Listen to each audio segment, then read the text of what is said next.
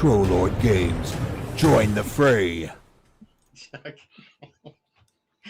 All right. Quick, everyone. We're live. Stop I was saying thinking cursed just things. I'm gonna screw with Chuck all night long.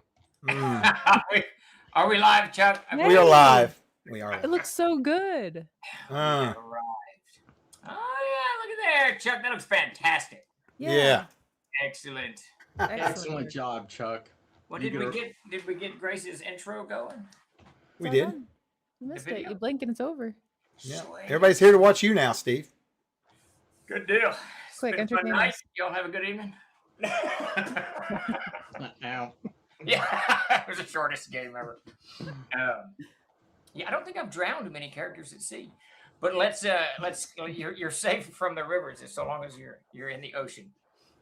Let's kick off real quick. We're gonna change up things a little bit. Chuck, I want you to introduce everything. Let's start fresh, and then I'll do a quick recap. And then Grace, you'll just run us down. I think we probably still have bonuses. Blah blah blah blah. But Chuck, just walk us in. All right. So we are here to play an actual play of Castles and Crusades, our flagship line and our products we make, RPGs. I'm Chuck Cumbo, the community director of Outreach, and everybody else here does various things. We are going to be playing, while we're playing this game, there will be a giveaway going on tonight. If you want to join the giveaway over here on Twitch, you'd come to twitch.tv/TrollorGames, and then we're giving away some codes for the store later tonight at the end of the stream. Just give us a follow. Sports Raffle will get you in. We are all third level, just so everybody knows right now what's going on. There's a little character thing that goes through. It shows everybody's primes and their abilities and stuff. So check that out if you want. And welcome. We're here to entertain. Grace? Thanks, Chuck. Hey, everyone. Grace here. What's up? How's it going? You might have heard you can influence the show. Normally, that's all I say about it. I'll say a little bit more this time because it's been a while and we're all very excited. You can spend your channel points to give us +1s to any one of our roles. All you have to do is spend your channel points, select that as the option. I believe it's called not a hero potion, a boon. It's called a boon. You can grant a boon to any one of us, including the cast The new keeper if follower you're has feeling joined the particularly fray. mean and not wanting to be super nice to the players. I don't know why you'd want that. Don't do that. Or you can help us even more by giving us rerolls, hero potions. The way you do that is do anything that's worth $5. So if you subscribe, if you gift a subscription to anybody else, for every $5, it's one reroll, and all you have to do is just let us know who you want it to go to, and I will mark it down and keep track of it. And speaking of that, let's go through the list of stuff because we've all got stuff. Oh, yeah. I don't even know. Jeremy has 1+1 and 5 rerolls. I have 2+1s and 8 rerolls. Chuck has 5+1s and 8 rerolls. Peter has 1+1 and 2 rerolls.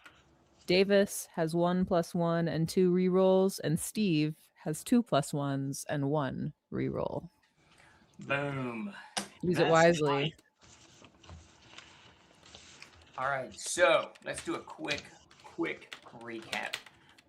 Basically, you guys began the adventure in a small town of Elm, fleeing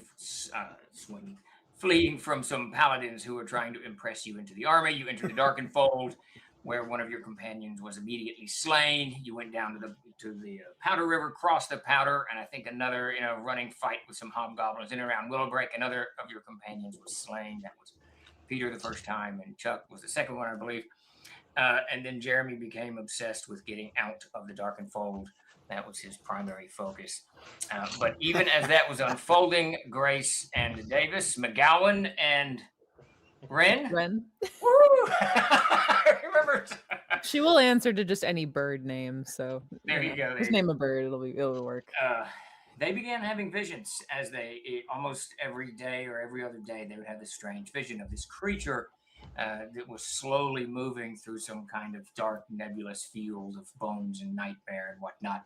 At about the third or fourth vision, they began to share the visions with each other and began to explore what it was. After a series of adventures through the Darkened Fold, they came out into Haverstraw, where they saw and met a witch who did a reading, sort of, if you will, or anything else, on the visions, and determined that this spirit that was manifesting in their dreamscapes was actually the following character. Pete, what was his name? I can't remember his name off the top of my head. Endwise. Endwise. It was Endwise, the first of their companions that were slain, that was inadvertently guided into hell when he should have gone to the stone fields for sure. And it's his spirit that's calling from the afterlife. So to determine what to do next, McGowan Grace convinced the others to follow them to Arenal, which is a city of wizards, huge library, all kinds of information to be had there. You guys wintered in Haverstraw. After a couple of snowbound adventures, you decided to winter in Haverstraw. I think we did a poll on that, actually, and the chat decided for you all to winter in Haverstraw. And in the midst of all of that, not only did Peter, what's your Wyatt? Not only did Peter's character Wyatt begin to study more blacksmithy, but Jeremy's character Jonic discovered that he's got the ability to read magic to some capacity. To what end, he doesn't know as of yet. It was a skill that he did not know he had, primarily because he's got amnesia. Right? You can only remember a little bit in and around town. Nothing. He can remember nothing. I woke up in a ditch with a lump on my head, wandered to town. What was that movie where the guy like Memento, he forgets everything constantly? That's he what tattoos it on himself. Every game you forget what happened last game. Oh, God. Well, no, I can form new memories. Like Groundhog Day, sort of, right? Okay. Groundhog Day, yeah. Except I'm the victim. Right. I'm not Bill Murray. I'm not Bill Murray. All right.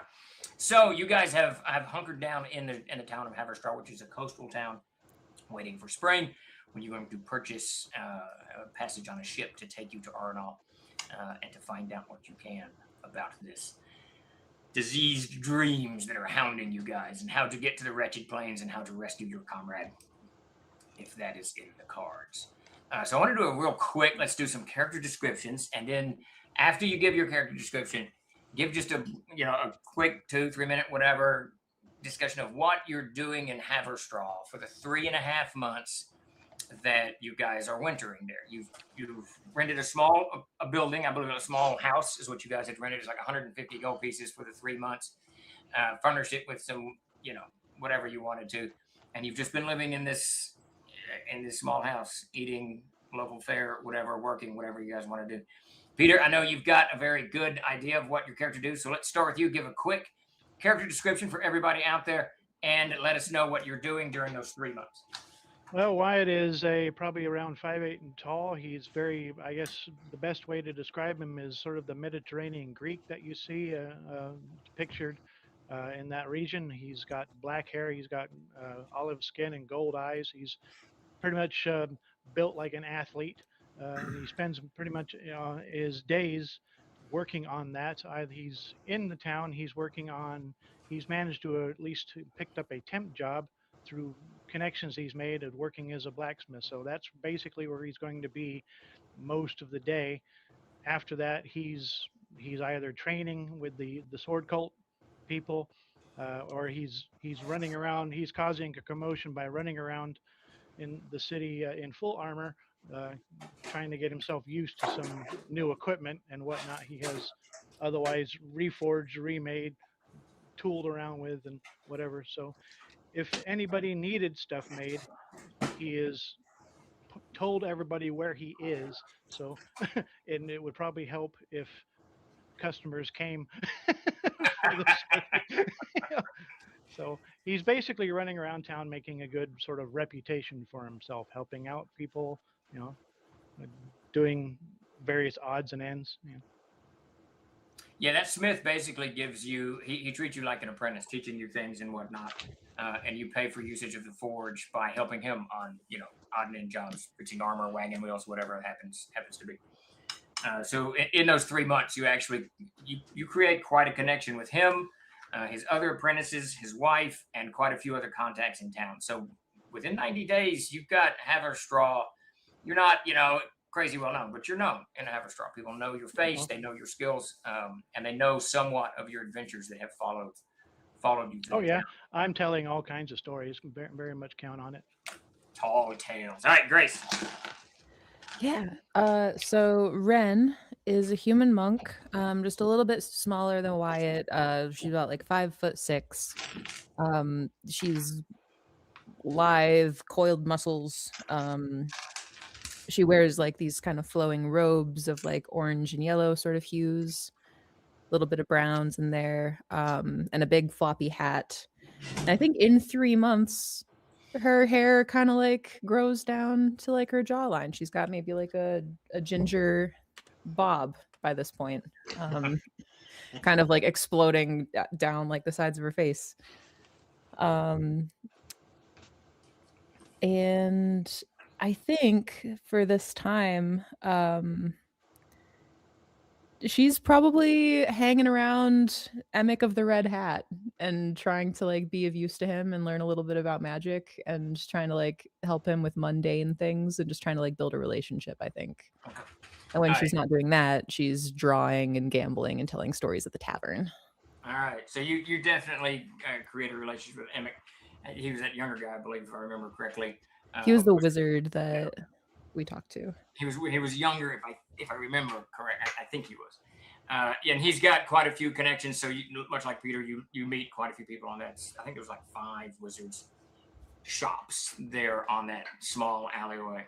So you make quite a few connections. And in the tavern too, joining Wyatt in the Tall Tales drinking and the gambling, which is everybody's favorite to do. All right, Davis. McGowan is average height, very lean build, letting his beard grow out, dresses in these really tall, high boots, meticulously clean and shaven other than his goatee. He's letting his goatee grow out. While I'm there, I have a box made for my chainmail so that I can store my chainmail in a box, and I make sure it's carryable. Then I get a job on a fishing boat if I can. Yeah, well, you could definitely get. Yeah, I guess they would be fishing. Would they do much fishing in the winter? Yes, year round. Then yeah, absolutely, because you've got islands all up and down. What is this? The Bay of Lothian and the Lothian Islands are all over the place. So you spend most of your time on small boats, sailing up and down through the Bay of Lothian. Yeah, whatever job I can get, and whenever I'm back on deck, first job is go to the bathhouse and get cleaned up. Second job is drink all my money away. I'm trying to recall what the worst job on the ship in Moby Dick was, on the whaling ship. Whatever that is. I think collecting the sperm from out of the belly of the sperm whale in a bucket. Wow. That's got to be a rough job. Moving on. So Davis, you actually meet quite a number of the fishermen, and your first job is interrupted frequently as they convince you to go drinking with them immediately getting off the fishing boat. So your desire to get clean is frequently interrupted by their desire to drink their earnings away. Yeah, that's fine. But you actually meet quite a few of the fishermen, and through just association. Half a dozen captains of smaller ships, and you start picking up real quickly that there's quite a few ships. They're using the winter to refit, and there's this, especially by the 3rd month of the winter, and there's this almost urgent feeling amongst the captains to get into the water quickly come spring, because the idea is to beat the pirates before the pirates start really getting out and getting bad, to get in the water fast with at least their first shipment, to get it to wherever they're going with less risk involved. Where are we headed? You are headed to the Castle Arnall, which is a small island. It's probably about a 5-day sail from Haverstraw. And on Arnall, it's this huge pillar of rock that sits out of the water. And on the top of it is this citadel, which is basically a citadel of wizards, sages, scholars, priests, and whatnot. Chuck, did you have a question? Yeah, we keep saying Haverstraw, but is it not Hopkinsville? You are 100% right. Yes, it is Hopkinsville. Thank you, Chuck. Well, I used a map to look. I cheated. I looked. Is that this one? You will sell no ships from Haverstraw. No, I thought on a trail. But anyway. We forgot about Beetle, the dog. Oh, right. What are you doing? There's the dog. Is Beetle just staying in the house, in and around the house? Or He goes with Ren. Okay, wherever Ren goes, Peter goes. All right. You should have named him Snoopy. I feel like that. All right, Chuck, you're up. Oh, okay. Well, I'm playing Coram Dread is his name. He is a cleric of Corthane. He likes to pass judgment on folks, except his close friends here he hangs out with. He never judges them whatsoever, ever at all. He stands about almost shy of 7 foot tall. He's bald, got some sort of Holy tattoo shit. on top of his head. He wears large chainmail hauberk. Burn. But Yeah. I can't think what I'm saying right now. Anyways, and he wields a big giant piercing axe, and he's very quiet though. He's very soft spoken because he's mute for right now. And, and what are you doing in those 3 months? If it's nothing but lounging, that's fine. I will be helping out at the local temple. I'm assuming they've got. I think you told me there was at least a few temples here. Not for Corthane. There's No. I temples. know that. I know that's not a common thing. Well, there are temples, but those are special places where judgment is met. But anyway, yeah. So I'll be helping out locally, and I'll spend my time between doing that and taking care of Malvin or MacGyver. Wait, almost Davis's character. 50% of our party we're made up. We got an amnesiac and someone who's mute. All right, Jeremy. Hey, Grace, let's do a better vetting process. Real quick, Chuck. Actually, so you meet quite a few of the acolytes there in the. There's a temple of Gloriana that gets a lot of. She's a god of war.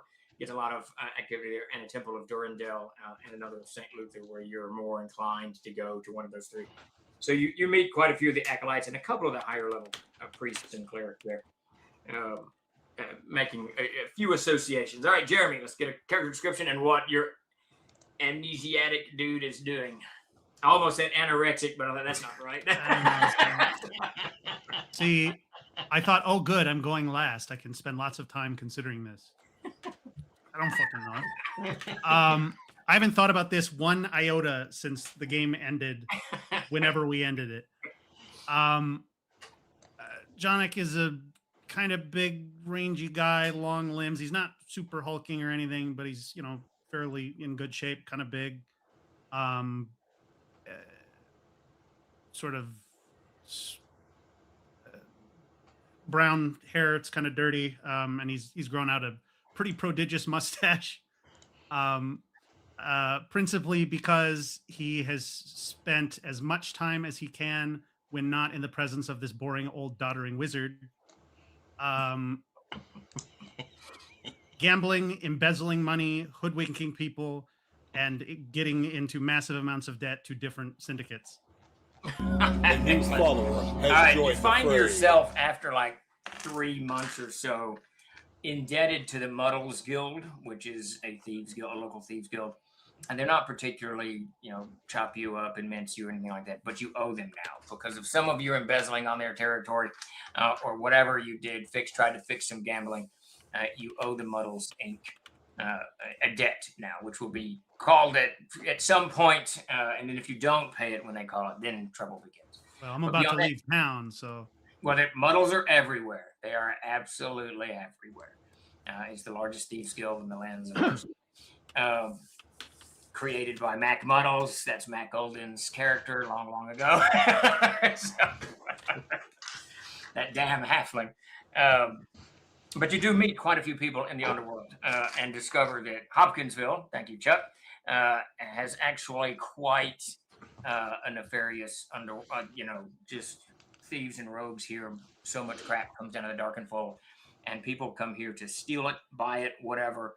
And this is a major outlet for this stuff. Going north goes through the Paladin lands, and that's a whole different ball of wax. But here in Hopkinsville, it's easy to find someone to sell, which brings all kinds of thieves. Strangely, over the last 3 months, there's been a pretty notable influx in iron coins painted gold. Not sure what that's about, but Debasing the local currency. what are they going to do? What are they going to do? All right, so that's how you guys spend your 3 months getting to know people there in Hopkinsville, learning the lay of the land. So by the end of this, and this is just something to mark down in your characters, it might not come into play for a long time. It may never come into play. It may come into play sooner than you want. You guys know your way around this town pretty well. You know the streets, the alleyways, the various taverns, both the good and the bad. You know people, but really you know the town itself. So if adventure should come back in this direction, keep in mind that you're pretty versed in most things with Hopkinsville. Davis, throughout that, late in the winter, you meet a young man, a Captain Joffrey.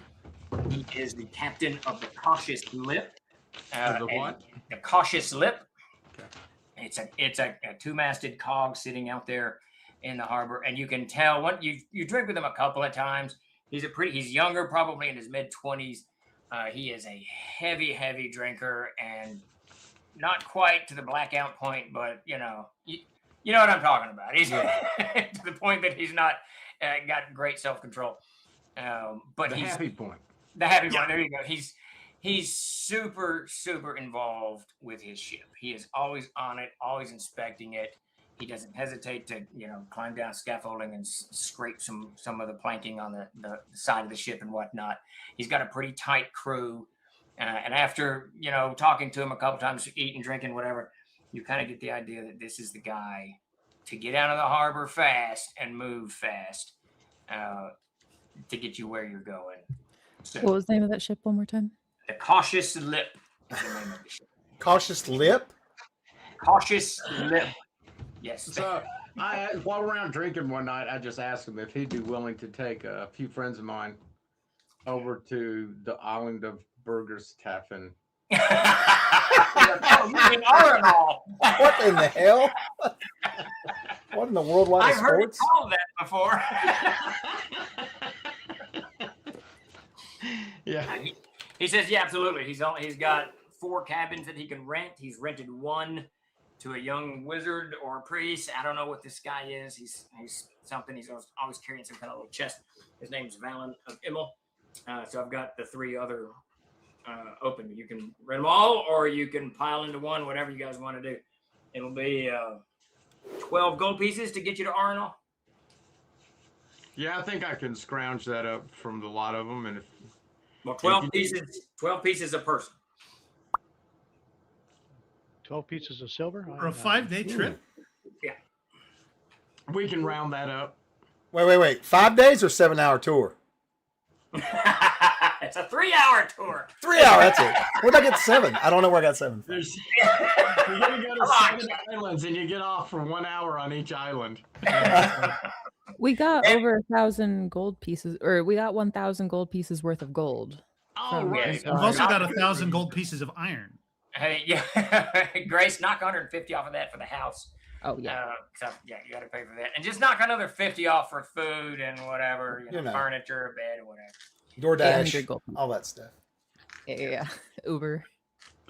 Your Uber, your door dashing. Davis is getting some liquor, I'm riding getting alcohol around in, DoorDash. in town. Are you kidding? Take off 900 for property taxes. Wait, no, the Uber costs you about 1,000 gold pieces a meal. If I could get 2 dudes carrying me around in a litter, yeah, I'm gonna do that. That's all Johnny does for the Yeah, just like, great, I'm like, please. no, take me to the pier, and they're like, damn it! No, I've changed my mind. I want to go to the library now. That's on the other side of town. Oh, So I God. did pick up some wages from that forge, right, Steve? Do what?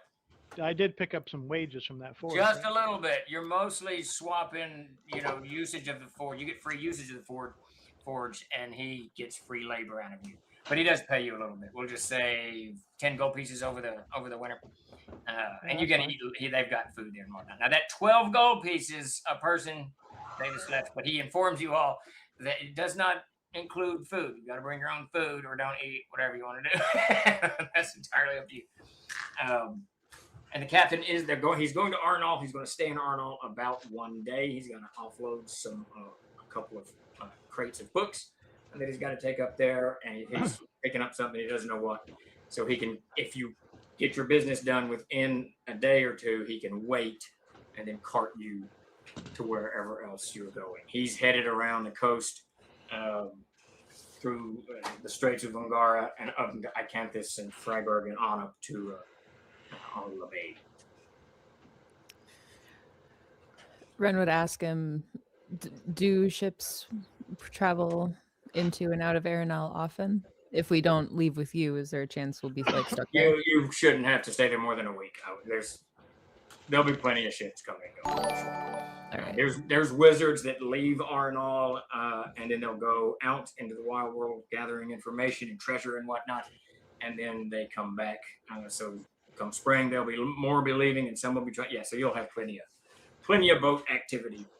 Further into the season you get, just be advised, the more pirates start hitting the water. And the Marbeline coast is a dangerous place to be in a boat this time of year. Well, For the next 6 months. we'll do our best to make it a little bit more dangerous for them. That would be appreciated. Like that attitude. Let's rent a canoe.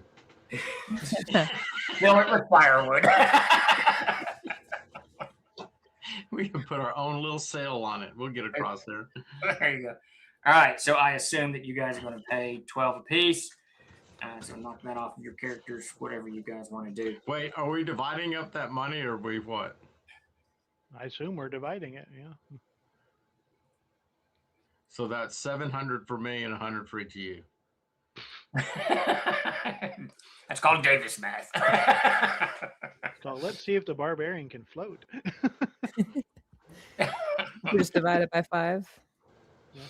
Well, shouldn't the dog get a share? I'll hang on to it for him. 160 per person. All right, Chuck, did you get that? No, I can tell you weren't paying attention. I was fixing 100 something. Yeah. 160 gold pieces as the treasure is divvied up. Now, Oh, nice. Okay, that's good. so if you guys need to re-equip, do it real quick. Let me look and see. So what would a suit of chain run me from this place I've been working? What does it cost normally in the player's average? Just knock 10% off of that. Thank you guys for the raid, by the way.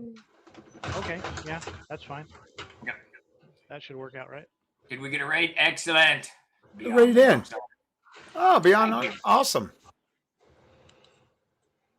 Thank you all. Also, that means we Vent have to MJ. attack someone in town. and boot scoot Biggie out real quick. Also, Phantom, you subbed. Let me know who you want to give an inspiration to, by the way. I would like to buy an arrow spoon before we leave. Okay. Of what? An arrow spoon. Oh, okay. Isn't it a polearm? Don't you have a bunch of polearms, Grace? I don't think she's proficient in any of them either. No, I have one glaive, and I am proficient in She pole. gets to use whatever. What are you talking about, Jeremy? You silly boy. She looks like the I'm a cover monk of with the a armor bob. right now. It's like- Don't fuck with me. All I know is if She's I picked up a skilled. Warhammer, Steven would be on my ass like that. Not use polearms. I have an expert glaive. Is what's in my inventory. I think Next what Jeremy is hinting at is that monks are not proficient in polearms. I don't Typically, know if that's typically, but she may have been trained at her place It with says pole arms right here. I'm looking Does at it? player's handbook. Yeah. Monks Yeah, pole monks arms. Boom! Monks are proficient in pole arms. I Hey, thought they Jeremy, They she would. dropped the hammer on you. All right. Not proficient in hammers. That's You one. need That's like one a- of their things. That's one of those like on that pole arm. They always have the anyway the Shaolin monk type thing and all those weird pole arms. That's when we gave it to them. You need 'Cause like they a don't get rope any of guard. Oh, that's right. They do have all those. All that stuff. What do you, Davis? I had to explain to someone at Page that it's all just a fancy club. Yeah. Oh yeah, no, it's all a club. Sharpened club, long pointy club. doesn't matter. We All a club. on my stream Wednesday or Friday, someone was asking some questions about it. I said, "Listen, it's just clubs," and everybody agreed with me. Everybody agreed. It's just clubs. All right, so you guys, you're huddled up one cold morning. The winter's pretty rough. It snows a lot and the wind blows a lot. So even when you're tramping around, or Davis in your case fishing, you feel the bite of winter. And everyone talks about it being a little bit unusual. It doesn't normally get this cold. And some of the old timers in the taverns who were young when the Winter Dark was still a thing remember it as a time. You know, they start talking about, you know, the Winter Dark's coming back, the Horde and the God returns, and this type of stuff. Most people don't pay any attention to it, but the winter is particularly bitterly cold, and it snows a lot. Somewhere in early spring, still little patches of snow on the ground.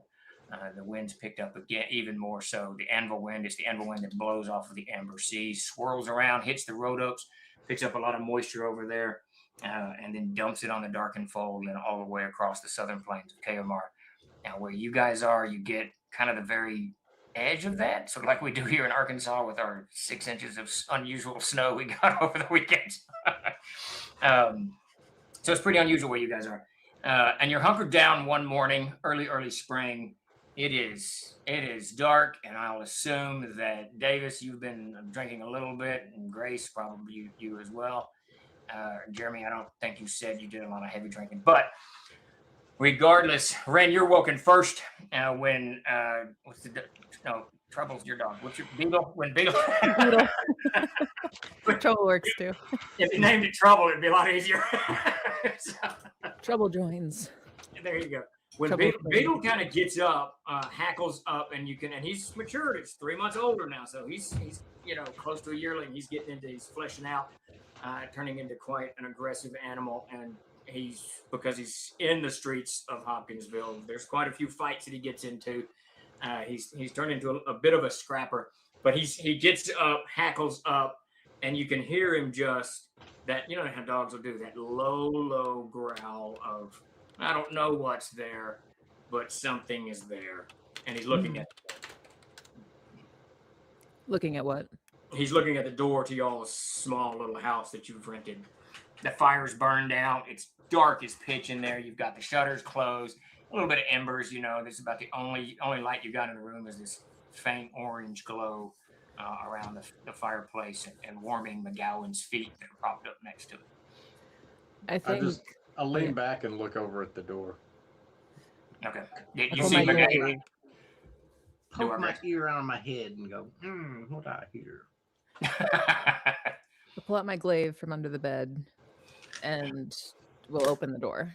As you're pulling your glaive out, start moving to the door, you hear it is loud. It's on the door. You can hear it. The door shakes, and that wakes up everybody. And then there's another voice, our voice beyond it, and it says, "McGowan, is this McGowan's house?" Oh shit! What have you done? Who wants to know? You open the door. Yeah, but not fully. Yeah, She's standing in the door. All right, Davis, you're getting to your feet. Yeah. You see Ren's opening the door, and you see this middle-aged guy, probably in his mid-40s, something like that, roughly dressed, a heavy cloak kind of thrown over him. His hair's all messed up, kind of a little bit greasy and whatnot. And he goes, "The cautious slip is selling in 45 minutes. Get your gear. Let's go." And then he pivots and starts heading back into the snow. I dropped the stool that I was holding and go, "Oh, well, I guess we're in a hurry." Well, now I feel foolish for being all suspicious. Let's go. All right, I hurriedly grab my pack Mm-hmm. and my box of chainmail and my weapons. I grab everything I can. Right. But I'm Scooping out it the all door in up. like 5 minutes. All right, the rest of you, I assume, do the same. Anyone doing anything in particular? Now I'm putting all my stuff on, and I guess on the way I'm gonna go see if I can find like some kind of breakfast food, like You want your breakfast burrito before you. Can I get a I mean- two? And, Right. just something from a stall. Sounds good to me. That'd be all there's. There's a McDonald's there on the town square. Oh, no, it's a McGowan's. We Yeah. got McGowan's. Oh my People God. make bread, they make breakfast stew, they make all kinds of stuff. I mean, come on. That is true. That is true. All right. So now, Peter, just to be very clear, are you putting your armor on or carrying? I'm putting everything on. All right. So you're suiting up. Chuck, you suiting up, armor and all? Sure. I always Sure. do, so We're girding up right now. We're gonna gird up. Gird up. All right. So it Gird takes up. you guys 15 minutes to get all your. Not me. Davis is ready in like 30 I don't seconds. put anything on, and I head out the door. I just grab my box and my pack, and I head out the door. Are we Yeah. coming? Don't ask him. Just move on. Don't Yeah, even say I've anything just about it. I've just got a studded leather jerkin, so I just pull that over my head and go. I've seen Davis pack his stuff in less than 2 minutes, so I don't doubt that. McGowan set it out. All right. So you just leave your comrades, Davis, or Yeah.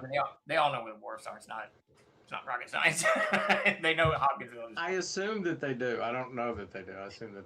I mean, they've been there for 3 months. Yeah. Yeah, they know. It's actually there's 2 winding staircases, or you can go all the way around Hopkinsville because the wharfs are down below. Hopkinsville sits up on a cliff that overlooks the sea. So you kind of have to go either down 2 of these steps that go down from inside town, or walk around the outside of town and go around and head down to the wharfs.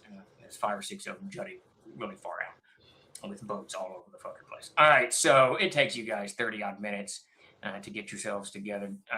It's very quickly you realize it's probably 4 in the morning, maybe 4:30 in the morning. It is wickedly cold, and there's nobody anywhere.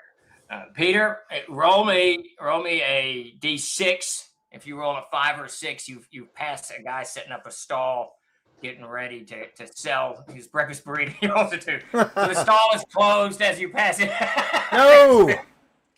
Fortunately, I bought a bunch of supplies, so I'll dig around in a bag. I love breakfast burritos. They're great. There you go. All right, so down the steps, you guys tumble off. Davis, you get there first out on the wharf, and you can see most everything is just quiet as a church mouse, except where the cautious lip is, where it's moored on one of those wharfs.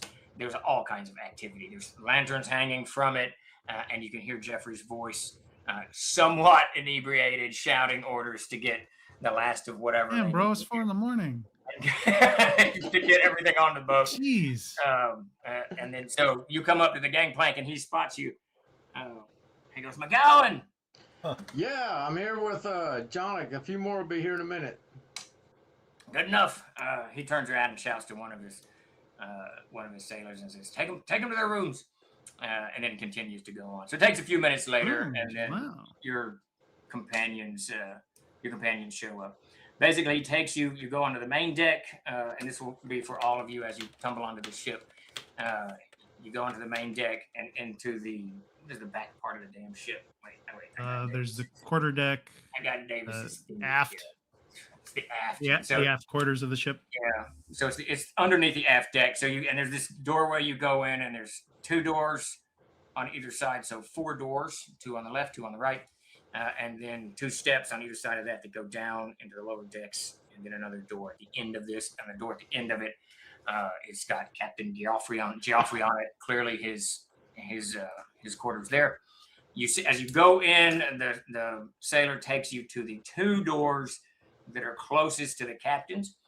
Both the doors are open. There's 4 bunks in there, and he turns to you, Davis, and that's you and Jonic, and he says, "These are your rooms. All 5 of you are fitting in these rooms." Okay. Alan has got this room, and then he points to some. He doesn't say anything on the other room. He goes, "Anything else?" You need help on deck? Not yet. Let us get out to sea, and then we'll see. But then he stops and he goes, "Wait, you've Yes. got a little experience." Yeah. Stow your gear. Coming out. We'll put you to work. All right, still my dear. Hey, Johnny, why don't you go out and get some work done? No, I head out the door. I'm gonna. No, I trust you to do enough work for the 2 of us. Okay. You're an industrious fellow. I'm gonna pay one of the crew to go down and serve Johnny some soup. So a few minutes later, the three of you arrive, and Captain Joffrey introduces himself very, very briefly, and then he sends you with a sailor as well to go to find your berths. And is that the correct sailor's term? A berth, I think it is. Is that right? Yeah. So Grace is like, "Sure." Ship rooms were not in essential facts and things. Would be your quarters. Only rooms wouldn't on land. Well, I want to just apologize to any Navy folks out there, or sailors out there, or fishermen. I don't know anything about boats. We don't know the difference between the foremast, the mainmast, and the mizzenmast. I And got the poop deck. I got a text? diagram Davis sent me, so I'm gonna be working off of that. So if I goof up my nautical terms, I know what a gun whale is, though. there you go. A whale with a gun. Doesn't my That would be truck much cooler. Did my It's- truck have a gun wheel? the gun whale's like the railing on the deck. All right, there you go. Okay, so the three of you guys go in and you're shown to your berths, and you don't see McGowan, but you do see Jonik in one of the rooms. So he just points to these two, but you do see A new as you guys subscriber. enter Prepare into for this main, battle. this very small, very tight corridor. In the first left room, you see this youngish fellow, really dressed in ragged clothes, and by that I don't mean poor clothes. It's just they're just stained, travel stained, torn, patched up. A new and subscriber. he's just a little bit- Prepare he's for weathered. battle. You can tell he's just had a rough time of it. He's not been spending it in a warm, comfortable tavern like you lazy adventurers has. He's clearly been doing something. But he's got a pretty heavy satchel that he's thrown on the ground next to his bunk. And he's got this small chest about yay big with a leather strap slung over his shoulder. And as you pass by, you just, casually looking in the room as people are wont to do. And he's taking his chest off. And then he looks over, youngish guy, like I said. He bows a little bit and then he closes, very politely closes the door, not in a rude manner, just kind of closes. And then you all scatter. So who's going to get in which rooms real quick? I assume, Jonik, you're in the left room. What are the other three of you guys doing? I'm gonna take the room closest. I'm gonna take the room closest to the stairs going up. There's no stairs going up here. There's two sets of stairs going down to the lower decks. So you've got your two rooms are on the left and right, both close to the captain's quarters, and Nice. Jonik and McGowan are on the left side. Okay, So, I'll just take one of we're those. not below deck. These rooms are not below deck. No. They're on more deck. straight. Yeah. Yeah. They're kind of You straight. run out this corridor, you're going to be on the main deck. Okay. That's fine. So we're adjacent to the captain's quarters. Got it. Yes, you're fancy. I'll go on the left with McGowan and Jonik, the lightly armored individuals. Yeah, less clanking than that. All right, so I assume that Coram and Wyatt go to the right. Sure. And the sailor does tell you, as you guys are kind of shuffling around, it's not so tight that you can't get up and down the corridor with your heavy armor on, but it is a little bit tighter with your heavy armor on, right? Mhm. And the sailor tells you might want to stow that. If you fall overboard and we're under sail, there's nothing we can do. You're just going to sink and die. So you might want to store your heavy armor. And then he heads off. What you do or not do is entirely up to you. Yeah. I mean, if you don't leave the room and don't go on the deck. Until he hit a rock and it comes through the side of the wall and you're like, oh shit! And What could possibly happen? Remember Ben-Hur with Charlton Heston there, Peter? yeah, Steve. If I'm going to be out of my room on this ship, Is there a big guy with the drum? It'll be a set of stud of leather I'll be wearing. I bought me a set just to have as a backup. Good Is this- plan there. Is this boat rowed or is it? It's under sail. It's got Under two sail, sail, okay. foremast and a mainmast. It's got an aft deck. Chuck, I actually sent a picture of the ship That's a big ass ship. Jeez. in the thingamabob, whatever we do, signal. If you want to post that for the stream, and then everybody can see. I mean, I got a picture earlier, but it was not a ship. Did I not hit send? Am I a moron? I did not hit send. Hold on a second. Classic. Classic. Classic Steven. I'll write out this response and then forget to press enter.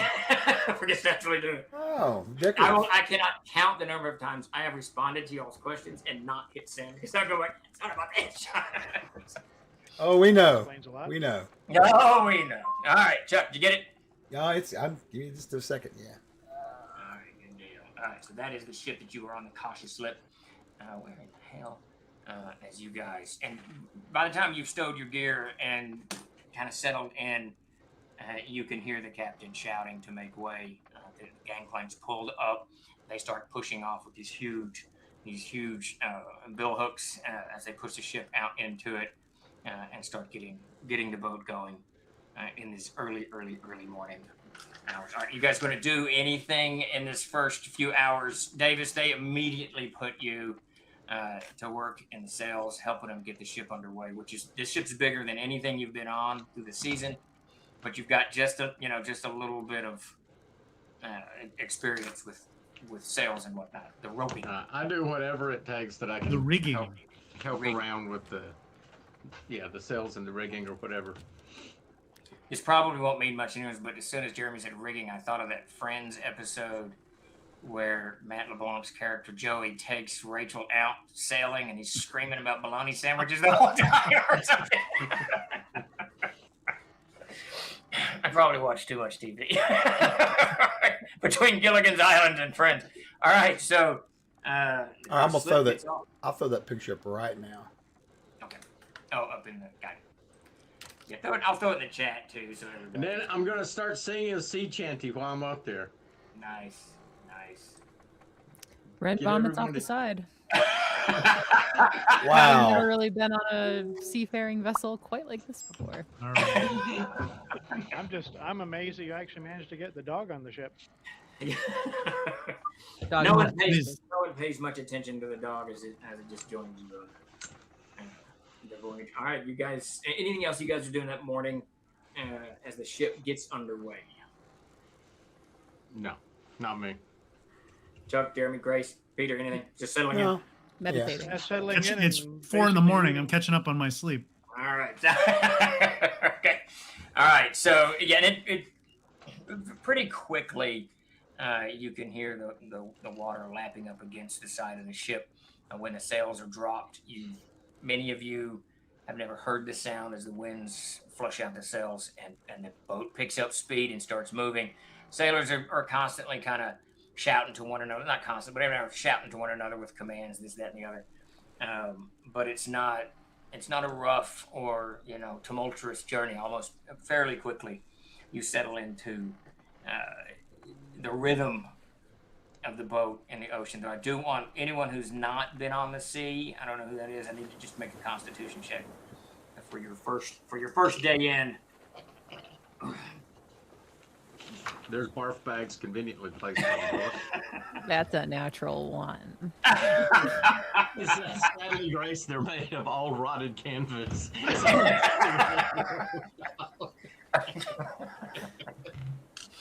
Roll versus barfing. Yes, well, fine. All right. Well, Ren, you're not 10 minutes, 15 minutes into it, and that rocking pitch up and down about the first, break you hit. You're done, and so there is a bucket. There's a slop jar, as always. Hey, don't do that in here. Go up on deck. Don't do that. John, it throws you out. I'm trying to sleep. I don't want to hear that. So Ren makes we're her all way. sitting there. We're all sitting there tormenting like Sylvester that cat, going, "The boat is rocking and rolling." Everyone's helping you. Peter, what did you get on your Constitution check? I rolled a 19, so You're golden. McGowan, what'd you get? I'm reading. So Davis, what did you get on your content? Oh no, I'm not. You've been selling all of them. Yeah, it was- So you're good. Chuck, what'd you get? I grew up on a boat. No, I'm Oh, lying. did you? Then you're good. No, I'm lying. Oh, damn it. 21 prime. Oh, you're good, Jeremy. Yeah. We're rolling that was dice. definitely a. Yeah, it was, Jeremy is so entrenched in levels 2 and 3 of Castle Zaggy that he cannot remember how to play. Yeah, it's a fact. No, I know. I don't know if I should make a save or not Why? Because you can't remember. because I can't remember. Well, make a save. Yeah. Okay. Let me help you remember. It's The like body keeps the score. it's like 22 prime. I don't know. Yeah, you're good. All right, so Ren, you're alone on your own journey of of discovery. One of the sailors does comes by while you're throwing up and tells you if you'll get indoors, it'll make it a little bit easier. And then he goes on about it. He is lying to you. That's not what I was. I got seasick whale watching, and that's what the captain said. He said, "Get in here." And as soon as I got in and sat down, he calmed a little bit. It wasn't my lot. And maybe I he got was seasick. I got seasick crossing the English Channel. I couldn't take it. I was like, "What the fuck's going on? I'm never doing this shit again." So I flew back. I know it doesn't bother me. I was on the USS Constitution for for a few while. there you go. I can canoe without getting sick pretty easy. I ain't talking. All right. So the morning passes. Grace, you what tavern fare that you had the evening before is given to the fish. You've sacrificed to the god Aelor, and somewhere by mid-morning, you're everything's kind of calmed down. You're going to be seasick for the next day or so until your body kind of adjusts to all of it. The rest of you kind of get into yes, Dave. Okay, so while all that's going on, everything is calm. Okay, blah blah blah. We're underway. As we're working into the day, I wait a couple hours in before I start nosing around a little bit and ask some of the other sailors, not anyone in command or anything like that, why we were leaving so early, suddenly. The captain felt the wind was here. They could get underway fast, and he wanted to get away from harbor before they were spotted by many of the Muddles crew, who will alert the pirates. And we now have a few-hour drop on whoever's going to be chasing us. Damn muddles. Hopefully it's more than a few hours. Hopefully it's a day or so. But the word will get out early morning that we're gone, and we'll have to go up their channels. And then probably by 10 or so to the pirates, and the pirates will have to decide whether it's worth chasing. And he says the Cautious Slip is a fast ship. It is a fast ship. So we should in theory be good. Well, I embrace it. They put you to work. All right, so you guys, the first day goes by with nothing untoward happening.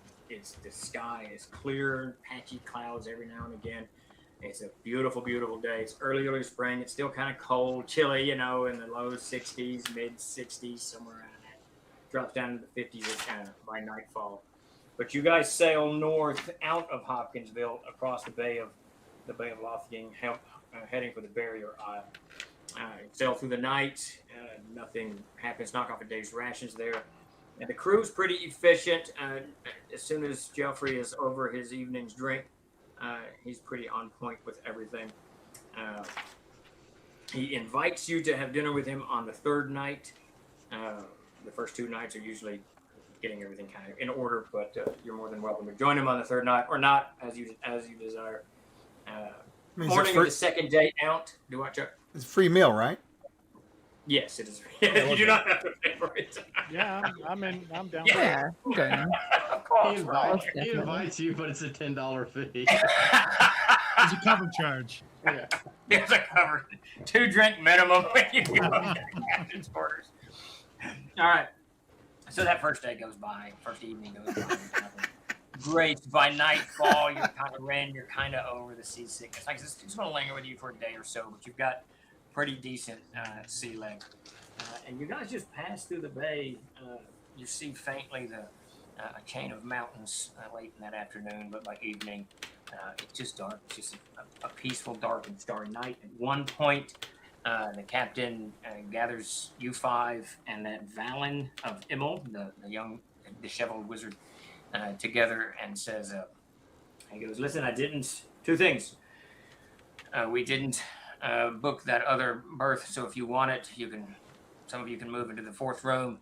And secondly, if you are out at night moving about and you're hearing any sing-songs or calls from the water, do not listen to them. It's not magical voices, they're merfolk, and they will entice you to come and play with them in the water. And though they are not evil per se, they will watch you drown without much forethought. I feel like that should be a day 1 warning, not a day 3 warning. This is that is the second day. Yeah, well, you're out now deep in the water. He goes, just do not feel like these creatures are there for your benefit. Why would that? Every creature we've encountered has not been to our benefit. Why would this be any different? I do not know where you come from, friend. I just know that people are enticed to Churning dive. pits in hell. People are enticed to dive into the water with these very beautiful merfolk and to play games with them, and frequently they don't come back. Not because they are physically drowned, they just drown. They're not, like I said, they are not evil creatures. They'll just play with you until you sink, and they don't understand what you're why you can't breathe underwater. So, just Have you faced them before? do what? Have you faced them before? I've seen them many a times. Yes, we're going north of the Burial Isles. There's a whole pod of them that dwell deep in the waters, and they come up. They may not come up this early in the spring, but they'll spend the whole season enticing people over. And it's How do they usually entice people over? it is usually young people, young like myself and like you all, who are beguiled into exotic experiences and frequently die. As I exotic rather dive over experiences you. often do. He A just new kind of subscriber. Prepare Is for there battle. a way to speak with them safely? I wouldn't advise it. They will speak with you in such friendly tones because they are not aggressive. They don't mean to hurt you. They don't mean to kill you. They don't mean to take any of your worldly goods. Well, you'd think so. Either they're beyond the capacity to learn, or they're malicious, because I've seen hundreds of people drown over and over and over again. I could not tell you how the merfolk think. Is the ocean malicious? Is the ocean malicious? No, but it doesn't have a brain. Maybe they don't either. Well, then they're okay. Then that's one of the two options I presented. Oh, you're right. I think Or- I'll choose option 1. And then Valen actually kind of leans forward. He says in a pretty soft voice, he taps that chest that he's still got. I mean, he's put back on. Anytime you've seen him, he's got that chest kind of roped around his shoulder there. And he goes, hey, no, good friends, they are not dumb. They are immortal, and they do not understand death. So when you dive into the water, they just assume that you are elsewhere or some other creature. They do not know time like you know it. They do not know life like you know it. They do not breathe like you. Ooh. Well, Wyatt's spending pretty much doing this most of the time. Why is it book up? I am done with this conversation. He holds the book up. But Geoffrey bows to Valen and says, well spoken. I do not care. If you dive into the water, I'm not going to fish you out. And then he heads back into his captain's quarters. Ren will turn to Valen and say, have you ever seen them before? I have seen them. I've heard them speak. What do they say? I've sailed the seas. They will just call to you. If the ship is underway, they will not. They will follow sometimes, but I've never seen them really call to you when the ship is underway and moving with some speed. But if we hit still waters, they will frequently call you out to play games with it. And that's really all they do. They rarely come to the service, but when they come to the service, it's to play games. And it's to throw a ball, chase one another, to leap through hoops. And what invariably happens is someone gets in the water to play with these very seemingly benign creatures. And after 20 minutes or so, they sink. This is McGowan running across the deck and daggering. He goes, wait, you gotta wait for them to be around. What's A all? new subscriber. Prepare for battle. So many subs. Thank you all. Hey, if you sub just now, let us know who you want to give a reroll to. Hey, There buddy. were a bunch of people just now. What's with the box? When you say that, you just for the briefest moment, this kind of guarded expression, crosses over his face, and he goes, oh, "This is a treasure that I picked up in the dark, and I must take it back to my guild halls." And The Darkenfold. We just came from the Darkenfold. did you It indeed? sucked. Yeah, it was terrible. It is a hard Godless place. stretch of country, utterly desolate. It was What very the hell? dark. That's We a hardly- fair. That's a fair description. He's like, yes, that's a fair description. He couldn't goes- see anything, just like Bad Trip. I spent the last 3 months. I had 2 companions there. They did not make it out, but I did. No, We I give don't. it 1 out of 5 stars.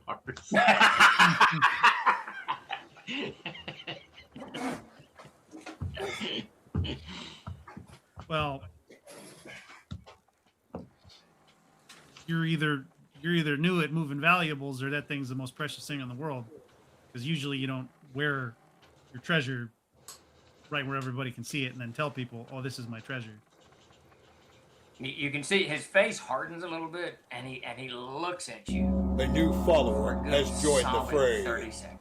He just looks you in the eye. You keep eye contact with him. Yeah, no, I'm not like trying to be mean to him. I'm just like, Oh, I know. hide it under your bed or whatever. Like, Yeah, he just looks at Yeah. you for a good 30 seconds, and he goes, and he bows a little bit, and he says, "I'll take that under advisement." okay. Can I try to discern what that look was? Do it. Yeah. Can I try to? I want to try to discern what that look was. Give me an intelligence check. I can tell you exactly what it was.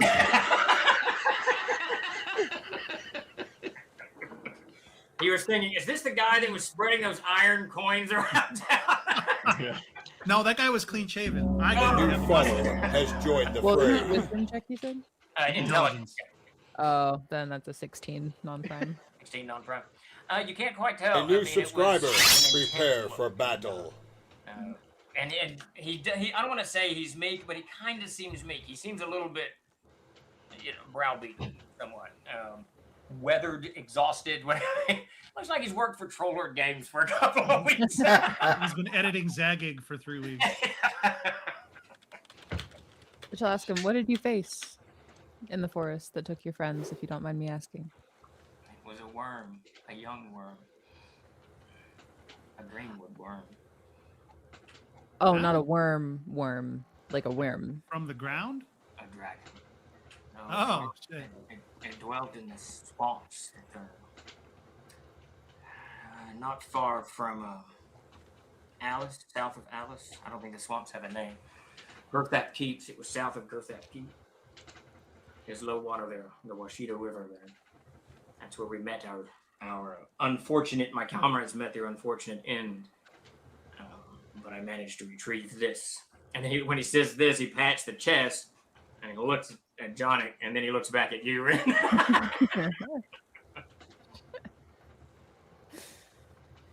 You do notice, all of you notice, it's not got a lock or a keyhole. It doesn't even have a latch. It's got 2 hinges and it just closes. Dude, I'm not paying any attention to what they're saying. Johnny wants to threaten people. Let him threaten people. No, I ain't threatening anybody. This guy's like, yeah, I just killed a dragon, and I've got this. I barely survived an encounter with a dragon. I've got this very valuable treasure here, right here. I'm like, maybe don't telegraph that. Just keep it somewhere. Don't carry it around your fucking neck. How about that, weirdo? All right. Okay. I got your back, Johnny, but I'm just going to suggest not doing it. Wow. All right, so he bows and heads back into his What the state. hell was that guy's deal? I don't know. You threatened him. What? No, I didn't. No lock. No hinges. No, it did have 2 hinges, just no latch or lock or keyhole. It's probably magic, right? It's probably none of our business. According to Smeagol, it's probably got an egg inside. I got that one. Well, Here if we with the meet hot pirates, celestials. it'll be helpful to have a mage aboard. Wait. Never mind. That guy was a wizard? Wait, was he? Yeah. Yeah, of course. Grace, You got seaweed in your ears. Hmm. Yeah, I see, Chuck. Thank you. He's That's dreaming nice. dreaming of the merfolk. No, like I said, he wasn't paying attention. He was just like watching Johnny threaten him, and I was like, not sure about that. Threaten him. But now I'm thinking, it's a wizard.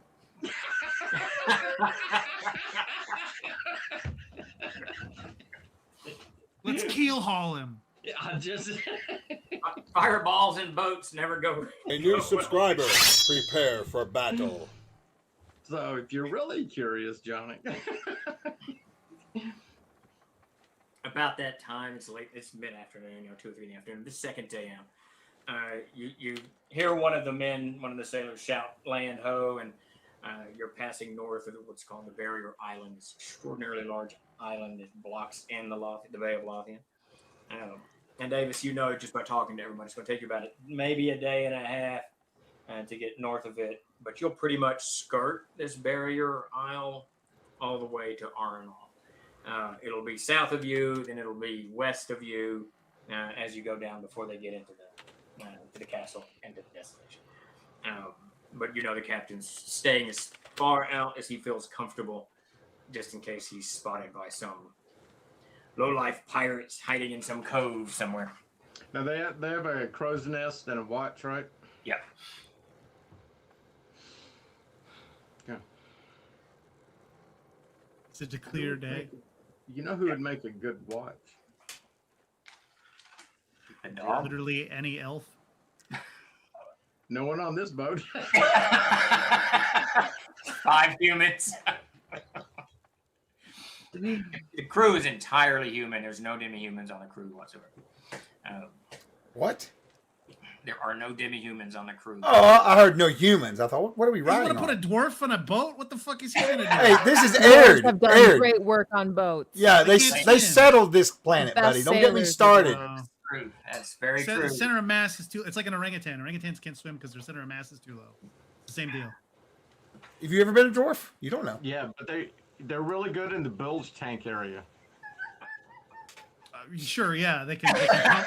I'll warrant that they can pump a lot of bilge. We're very close. We're very close to Davis going on a rant against gnomes. So let's proceed. So that afternoon, passes your second day out. You're going to have dinner with the captain on the third day. By evening fall, that land that you had seen, Davis, of course, it's very, very dark, passes into the distance, so that you're just back into the deep waters. Ship's making really, really good time. The captain's extremely, extremely happy with progress. So on that evening of the second night out from Hopkinsville, still roughly 3 more days to go. Chuck, it's somewhere around 11 in the evening. For whatever reason, Coram feels like something's off. Something's off outside, or something's just off. You're laying in your bunk. Who you bunk? You're bunking with Wyatt, right? Yeah. You're laying in the bunk. Wyatt's over there, quietly, book over his head, sound asleep. Sure. Enjoying the quiet. But when you're laying in your bunk, all you can hear is the creaking of the ship, waves lapping up alongside of it, and a little bit of wind. As the sail flaps a little bit, moves a little bit. Like the lighthouse. So, and what gave me this indication? Was it anything I heard, or just a weird something just came over me? You're in that kind of early, you first go to sleep, and you just kind of crossed over into nod, and then something just pulls you out of it. There's just an odd feeling about it. Okay, so it's not another one of those visions or whatever I had before. No. All right. So Wyatt's over there kind of snoozing with a book on his face. I'm going to leave him be for a moment. And I'm going to get up and just slide. And I've got my leather on. I sleep with it on. And I just step out. Okay. Step out into the hallway that goes out to the main and just kind of creep up there and as quiet as I can and see if I can see anything strange going on. Okay. You move, the hallway itself is dark.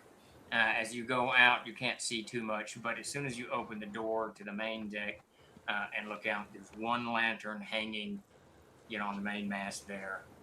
You see a sailor doing something on the far side of the boat, with something with the rigging over there.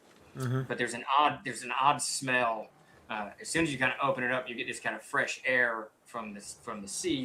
There's an odd smell in the corridor itself. It's pretty dark in the corridor.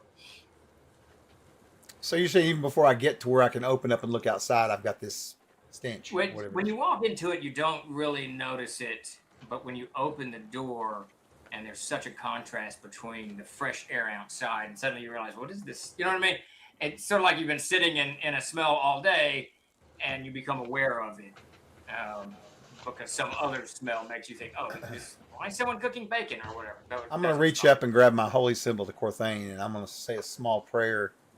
And I'm going to see if I can detect any evil around here. When you say that prayer, the holy symbol warms a little bit, and when you detect evil, there's evil radiating from the door immediately behind you and to your right, which you know is Valen's room, that wizard.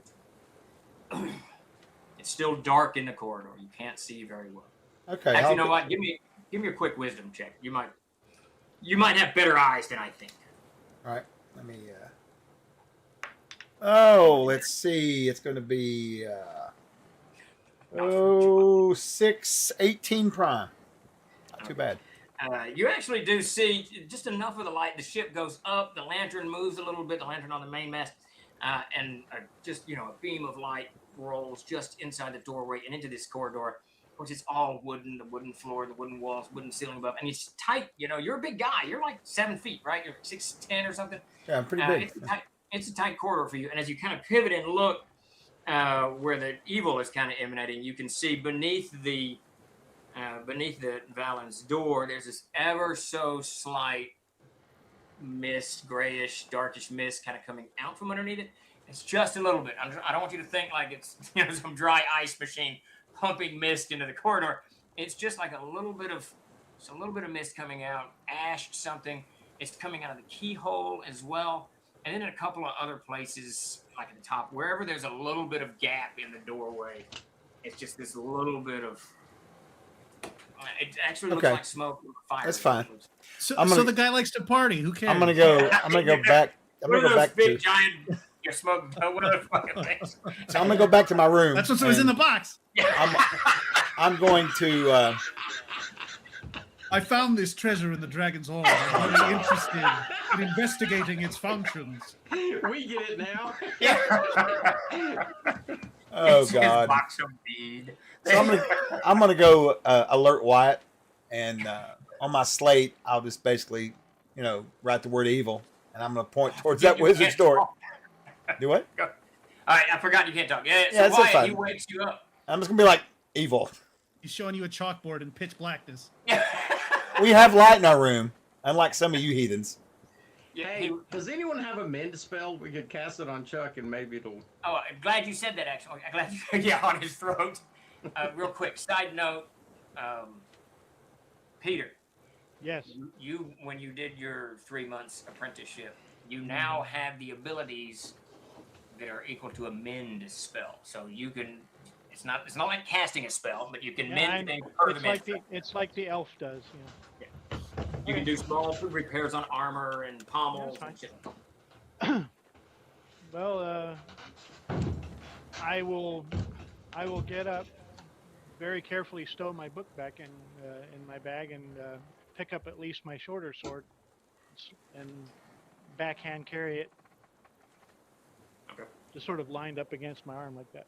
And after I get him up, I'm gonna wander over and get them goons up too, and I'm just gonna be like, Okay.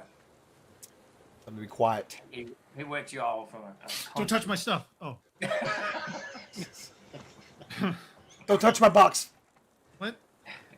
Oh, no.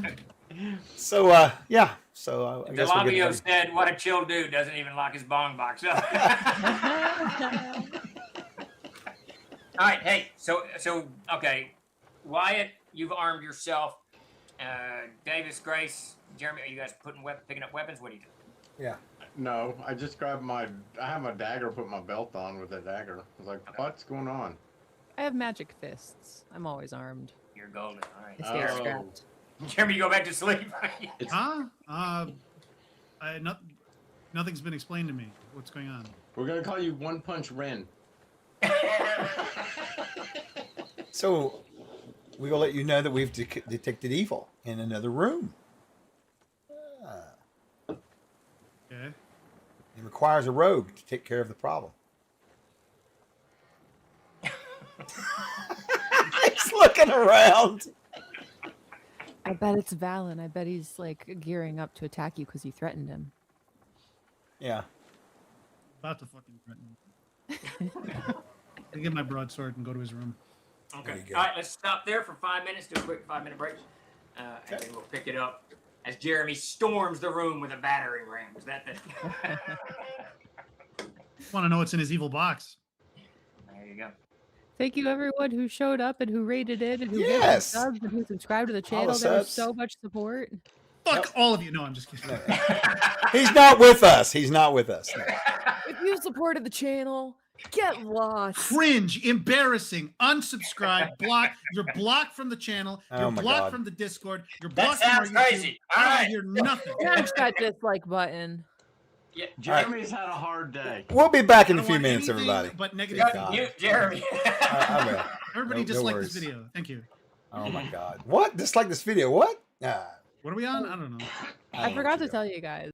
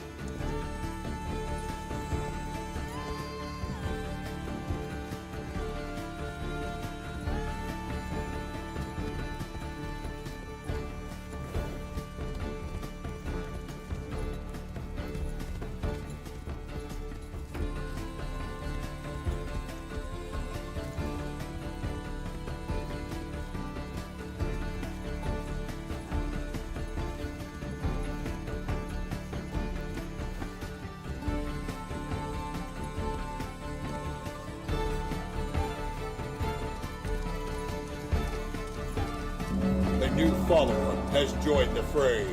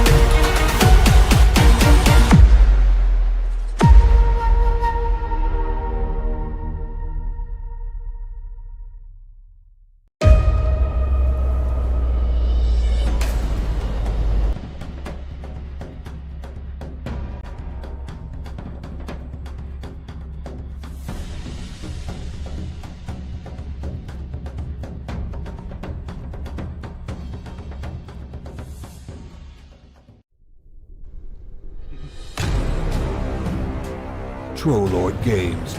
Join the fray. I swear to God, Chuck, one of these days I'm getting you a piano.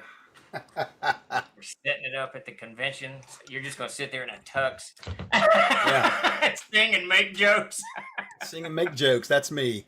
That's why my wife married I me. think our best convention idea was that. Remember, we were just going to get lounge chairs, and we were going to sit around in lounge chairs and have someone at a Still do piano. Let me tell you. So I know we're live. We'll get to the game in a second, but last page, not this one, but 2 years ago, Chuck and I were on a panel together, and something was messed up. I don't know, something, whatever. So to entertain the crowd, Chuck sang some, I think Led Zeppelin. I'm not sure who you sang. It was somebody, and it was really good. He's got a really good singing voice, and that's when I said, "All right, I'm getting a piano for Chuck, so he can just sit there, a glass of scotch." Do a couple of Jeremy can be running the tournaments and Chuck just sings every now and again. That'd be great. We're kind of to hear a tournament. Let's not talk about tournaments right now. Bad word. Bad word. Somehow Chuck's shit is my problem, which I find endlessly fascinating. All right, so real quick, you guys had Chuck. Wait, we got to. Grace is going to introduce something, or Chuck is, or somebody go. I'll shut it. We bought a Grace, chimpanzee. you explain it, and I'll drop the link in chat. Hey, we have a new YouTube channel. If you didn't know, now you know. Troll Lord Live Plays. We've had some people say that episodes of Ends Meet are a little bit hard to find, so we thought we might make a dedicated channel to re-uploads of these streams. And then also just clips from our streams and little, bite-sized pieces of content from us. So Troll Lord Live Plays on YouTube is our new channel. We're still going to be uploading and streaming to our main one, but everything will be archived on Troll Lord Live Plays. So hey, go to the link that Chuck just very kindly put in there and subscribe. Hit the bell, punch the bell. I don't know what the kids are saying. 6-7. Back to you. 8-9. Hey, Chuck. Before I forget to ask, why don't you drop that in the signal for me? I did. I just put it in staff games. Go check it out. No, I didn't actually. The Lady Grace did, I believe. Okay. You'll see it next week. You'll see it. Okay, so you guys have all woken up this strange kind of smoke in the corridor here. Again, the corridor is very tight, so there's not two people, standing abreast or anything like that. Jonik has woven his way through the five of you all to the front. He's got his broadsword in hand, and I assume he's kind of kneeling in front of the door. You all are humans. It's very dark. You get a little bit of ambient light spilling in from the lamp from the main mast. So are you going to light any kind of candle or torch or get one of the lanterns from your room to light up the corridor, yay or nay? Sure. I mean, we've got a lantern. I know that we had a lantern in the room because we were both reading earlier. Sure. So I'll just bring the lantern out. But they keep it back. I don't want an obvious light beaming through the bottom of this guy's door. So Chuck, you're holding the lantern up. Yeah. So give me a real quick placement. I know that Jonik is front of the door. Who's right behind Jonik? God bless it, Stephen. I'll be right behind him. McGowan is right behind Jonik, and then Grace, I'll assume you're next. Yep. Chuck, you're standing in the doorway, and Wyatt, you're kind of in your room a little bit because the corridor is that crowded. It's just rather crowded in the sound good? Yeah, that's fine with me. All right, so Johnny, when you get up and this light spills in it, you can see, as I described a moment ago, you can see this ash-like substance, this smoke-like substance it's moving really, really slow. It's not like pouring or billowing out. What do you do? I listen at the door. Give me a whatever check it is. I don't know. I'm glad you're so invested. You should do like Steve. You should do like he does. You're touching the door. I played the roses. Yeah. That was relevant because that made the wall disappear. It was an illusion. Just so everyone out there in Dreamland knows, I run games far more than I play, so I don't really remember what everybody's abilities are, whatever their classes are. So I don't know what does what. It's a constant surprise. 22 prime. Okay. You end up at the door, and it's not warm, which immediately makes you think there's no fire, in the room beyond.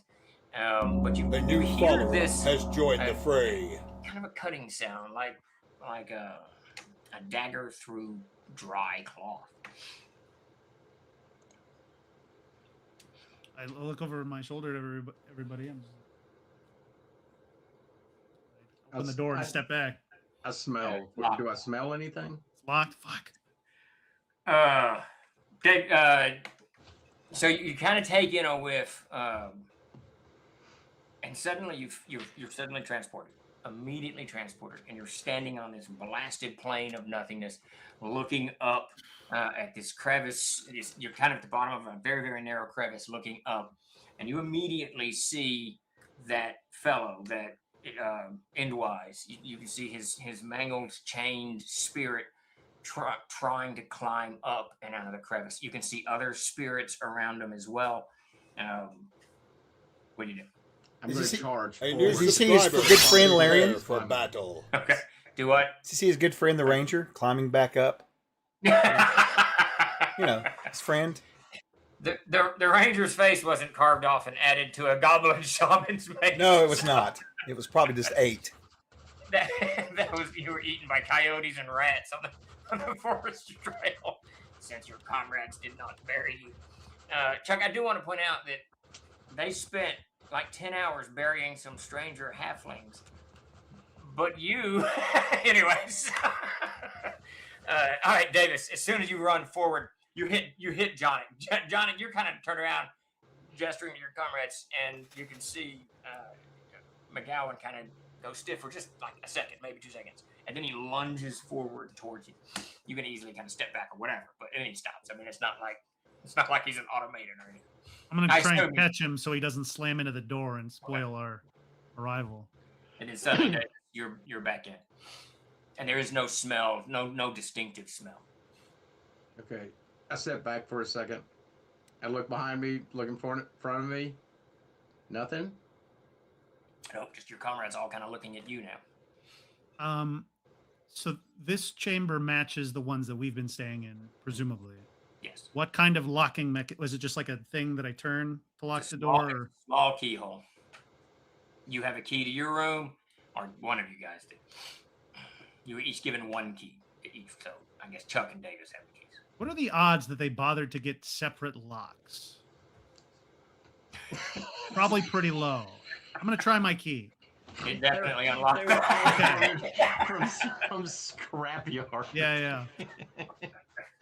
He doesn't care about his guests. Yeah, so it unlocks. Then I will push open the door and step back.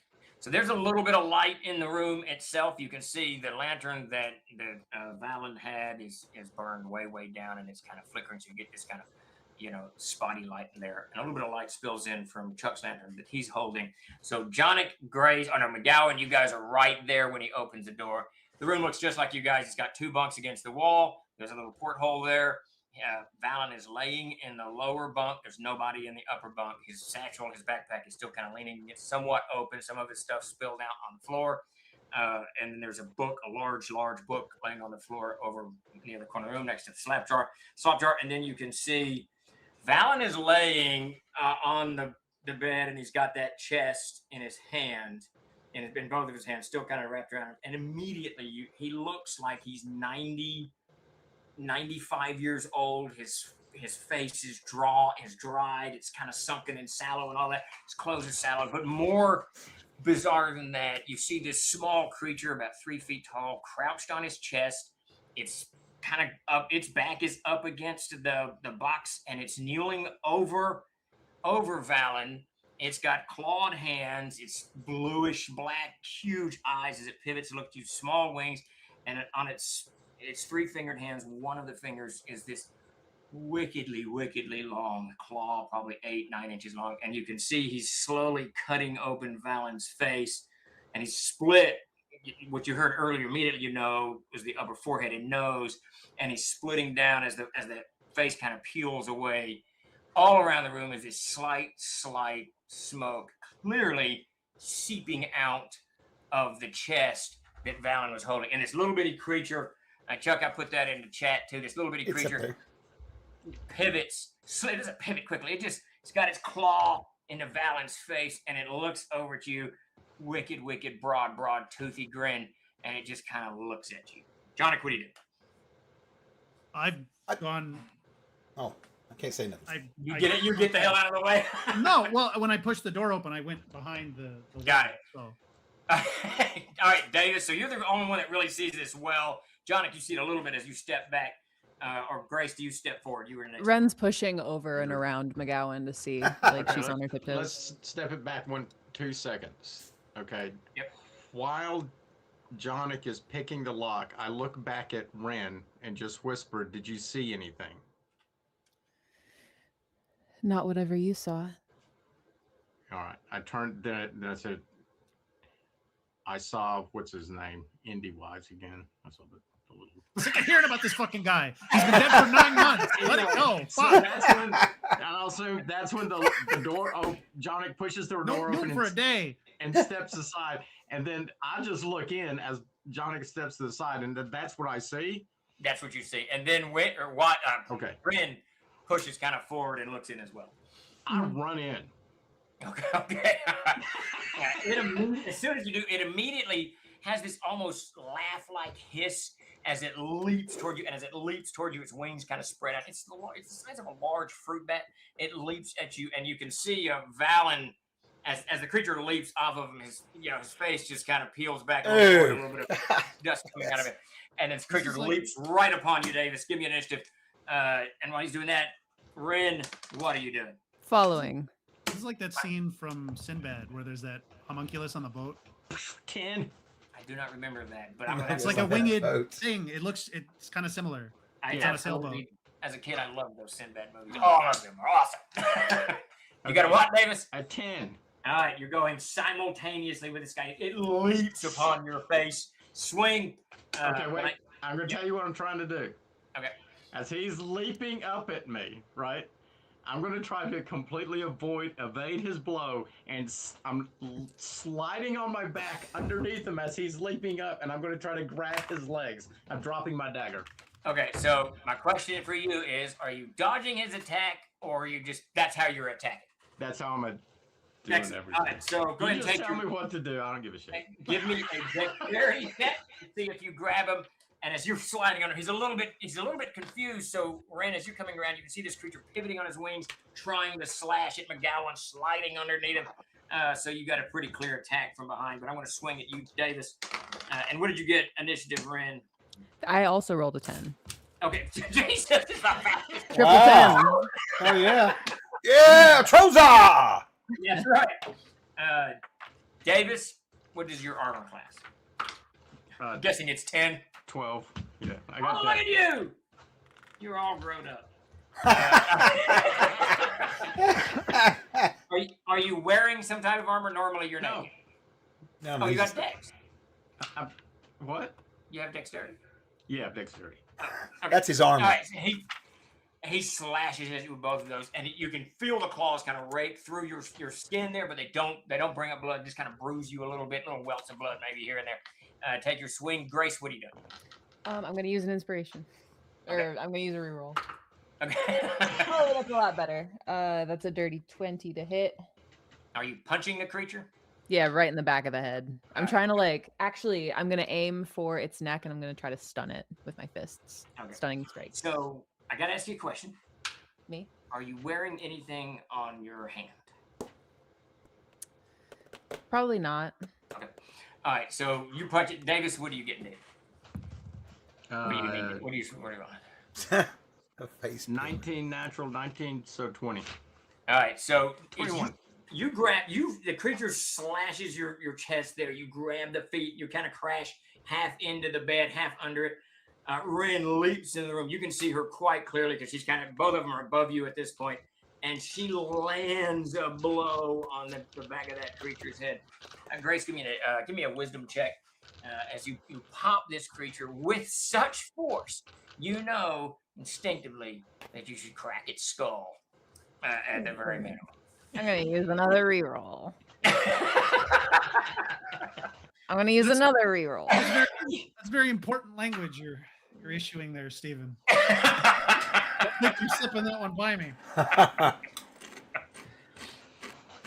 Okay, I think that's a failure. That's only a 15 secondary. All right, 15 secondary. You Or do I add my level? Yes, absolutely, add your level. 18 prime or secondary. You punch the creature in the head, and as you punch the creature in the head, you have this sudden. I mean, you hit it hard. It hurts your knuckles. You can feel it all the way up in your elbow. you have this sudden vision of, just for a brief second, you can see this blasted wasteland, which you now know is the wretched plains. But then you're back, and within a nanosecond, you're back. You just see it, and then you're back. And then the creature just snaps its head around almost on a swivel, and it looks at you with its reddish eyes and its tiny black pupils, and it's got that wicked, wicked grin in its face. Give me some damage. That will be. Oh, do I have to? If I want to stunning strike it, if I want to stun attack. I make a save, I believe. I think it's a con save. Yeah. The Constitution save. Yes. Constitution save. All right. It does not get stunned. Give me some damage. Okay. That's 5 points of damage. Okay. It pivots with just a wicked-looking grin on you. Am I able to dance out of the way of the door too, as this is happening? Yeah, you can maneuver next round trying to let someone else in. Is that the idea? Yeah, yeah. Chuck, what are you doing? You see Jonic leap out of the way, Ren leap in. You can hear some scrabbling in there. Davis, I'll get you in just a second with your feet or with its feet. Chuck, are you running forward or what are you doing? I'm going to stay in the back, I think, with holding the lantern up, but I am going to cast a spell or spell? prayer. Okay. I'm going to pray for bless upon the party. Okay, nice. All right. Wyatt, what are you doing? You can hear there's clearly they're attacking Valen. I don't know. They're attacking something in that room. Well, the corridor in a ship is probably about 4 foot wide. Probably. So there's a whole bunch of bodies in the way of this door. So there's Chuck's big. Chuck's 6'10" or something like that. Yeah, I feel like I'm kind of almost back in the other room, backed up in the room holding the You can lantern. step back out of the way and let Wyatt in front of you. Oh, absolutely. I'm in the back, but I want to say one thing real quick for everybody here. You guys get +1 to on all attribute checks, 7 throws, and to hit rolls. All right, until Corthane decides you don't. Which I think is 4 2 hit damage and saves. Yeah. Okay. Basically every roll, just about. For no reason in particular. Grace, your fists count as magic weapons +1, do they not? Yes. Okay. Do they at 3rd level? Yes. That Wait, was is that- Jeremy's way of letting you know that there's magical weapons. Yes, that's one of the monk Yes. features. Okay, Yeah. that's very important to know. Yeah. Just a little Yeah. bit. Because that thing was like, oh, you punch me? I don't care. I'm like, yes, he does care. I actually thought that was at a higher level. I didn't know that. no, was it's No, it gets to +5 eventually. It starts at 3rd level, then it goes up every few levels There you after go. that. There you go. All right. So it pivots on you. Oh, I forgot that. So Davis, you've grabbed this creature's legs and it's flapping, but you can tell the wings are really only part of it. It's flying through some other agency. The wings are flapping and not in such a way that it will Oh. this beast aloft. But you've kind of half under the bed. You've got its legs clearly in your hands, and it pivots when Ren punches it in the head. It pivots and looks at her, and you don't see it, but you can hear that chuckling laughter, that whispering laughter. Okay, I'm Really? going to do a grappling attack. Okay. And I don't use- want to make anyone envious out there, but I'm going to use the new adventurer's backpack.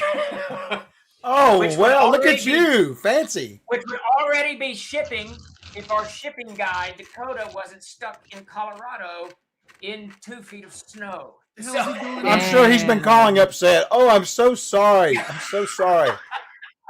Yeah, right. He was going to hit the road today, but I think it's 16 hours from Denver, isn't it, Davis? Something like that. It's- From Denver, it's only 8 hours, 9, 10 maybe. yeah, he's somewhere in the mountains skiing. That's all I know. Oh no, that's a little. He's probably Sure. in Silverton, so Sure. Probably another 4 or 5 hours, 3 or 4 hours, Yeah. depending on So- traffic, snow, all that kind of stuff. Soon? You guys are that close to Colorado, really? Dude, when I would leave Northwest Arkansas to hit the mountains, I would be in the mountains in 10 hours. Well, I thought we were 16 from Denver. I can't remember. Crap. Seems awful close. Arkansas is a geographical oddity. It's 16 hours from everywhere. A Wolf Alone says you are driving way too fast. Well, that's That's why I have 40 speeding tickets. So that's why Let's I not had talk to about that. avoid Oklahoma for 7 years. you did. You could only leave Arkansas through Missouri for a while there. It's rather funny. All right. So Ren has punched this creature in the head. Davis, give me some grapple damage. I think it's going to be 1d2 plus your strength. Okay, I'm using my primal will. Okay. So there's going to be a 2, 3, 4. 3 damage. 3 damage. All right. You grab the creature, yanking it back. Even at Grace, even at Ren, even as it's kind of laughing at you, you see McGowan yanks the creature forward, and you smash its head, Davis, into the bunk there. It hits the bunk, and it pivots back around, and you see one of its legs grabs a hold of the bunk, and the other one's kind of going wild, and it's pivoting to Ren to see what it can do against Ren. All right, so Wyatt, the hallway's cleared up. Jeremy, I think you've gotten completely out of the way. Is that right? Yeah, no, I'm not in the doorway. Yeah, Johnnick's got out of the way, so you've got an empty corridor in front of you between you and the room. You can run for it or not. What are you doing?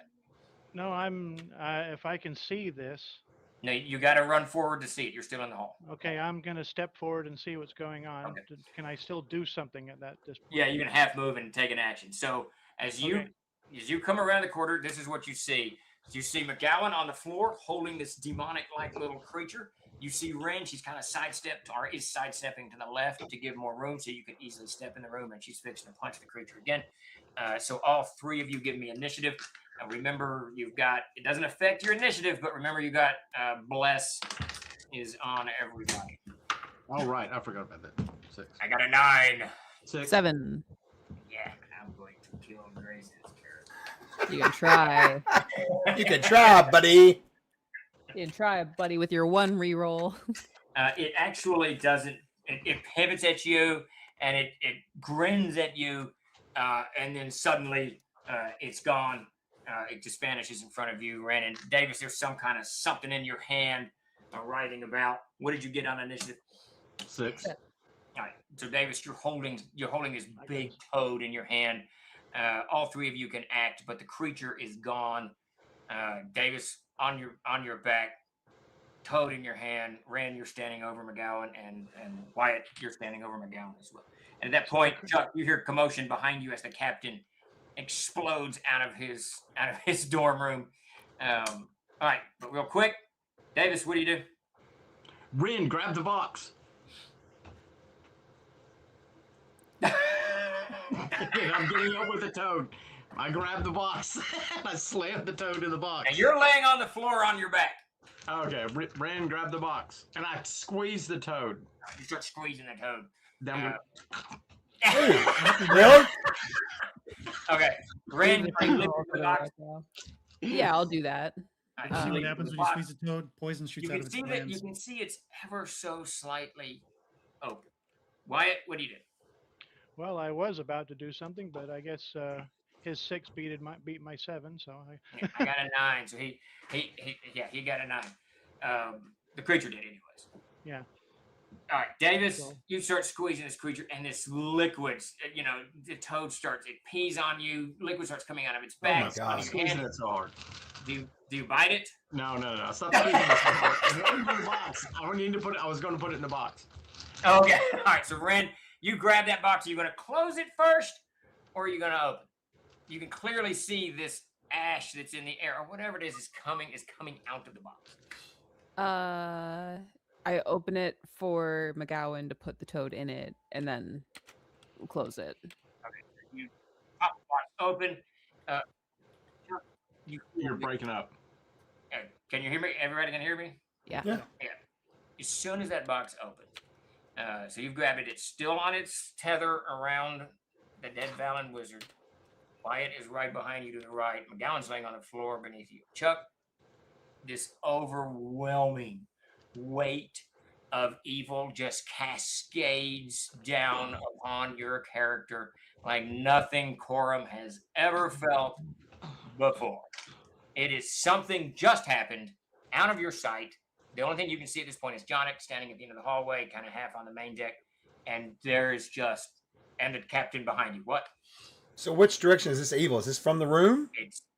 It permeates. Something just happened, and it permeates everything. It's like someone dropped an anvil on, a psychic anvil on your psychic self, and it is mind crushing. Something just happened.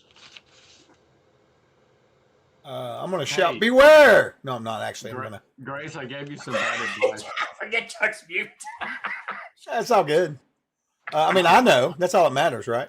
My Okay. bad there.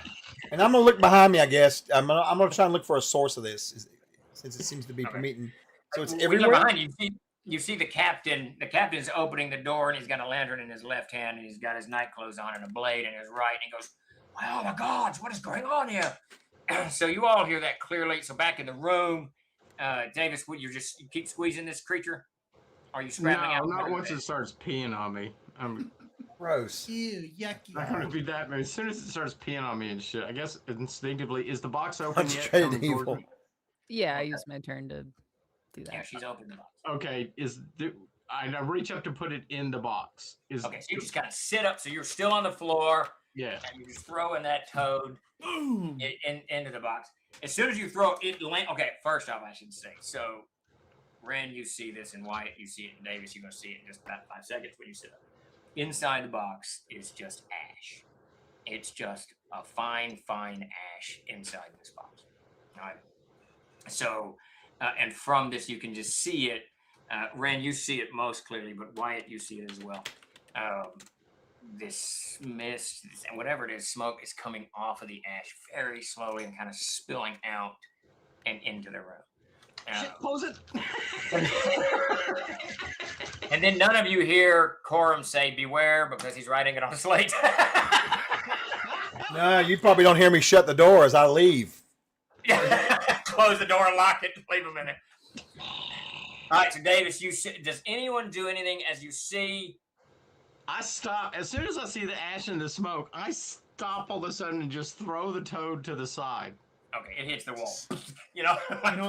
Well, I'm not trying to destroy it, but anyway, whatever. I'm gonna run back to my room. I've got something I can grab. Okay. McGowan runs in. So Chuck, okay, so the captain, he shouts it. He knows that Dude Man's a mute.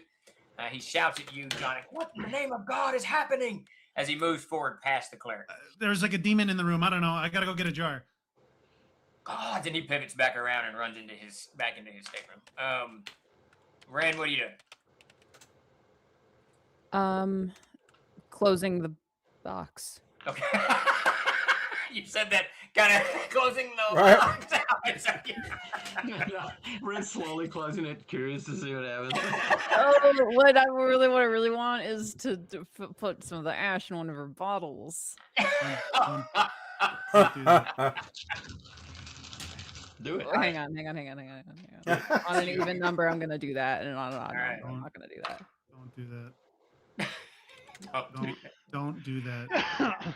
She takes one of her bottles and just scoops up in that. God. Oh, All no. right. Damn it. All right.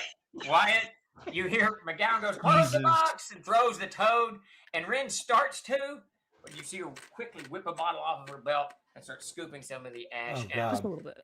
Are you doing anything, Wyatt, or just Just watching? just a bit. Is the box bit. still attached Yes. to the corpse? So Yes. it can be lifted. It can be lifted over his head. The strap can for sure. There is a window in this place, right? Yes. A porthole Okay. or something. Yeah, the window, porthole, whatever you want to call it. Well, is it openable? Yeah, you'd have to get over there and open it, but yeah, for sure. So I'm gonna grab the box, lift it, the chain off try and lift it off his head, and go to the window and lob it out there.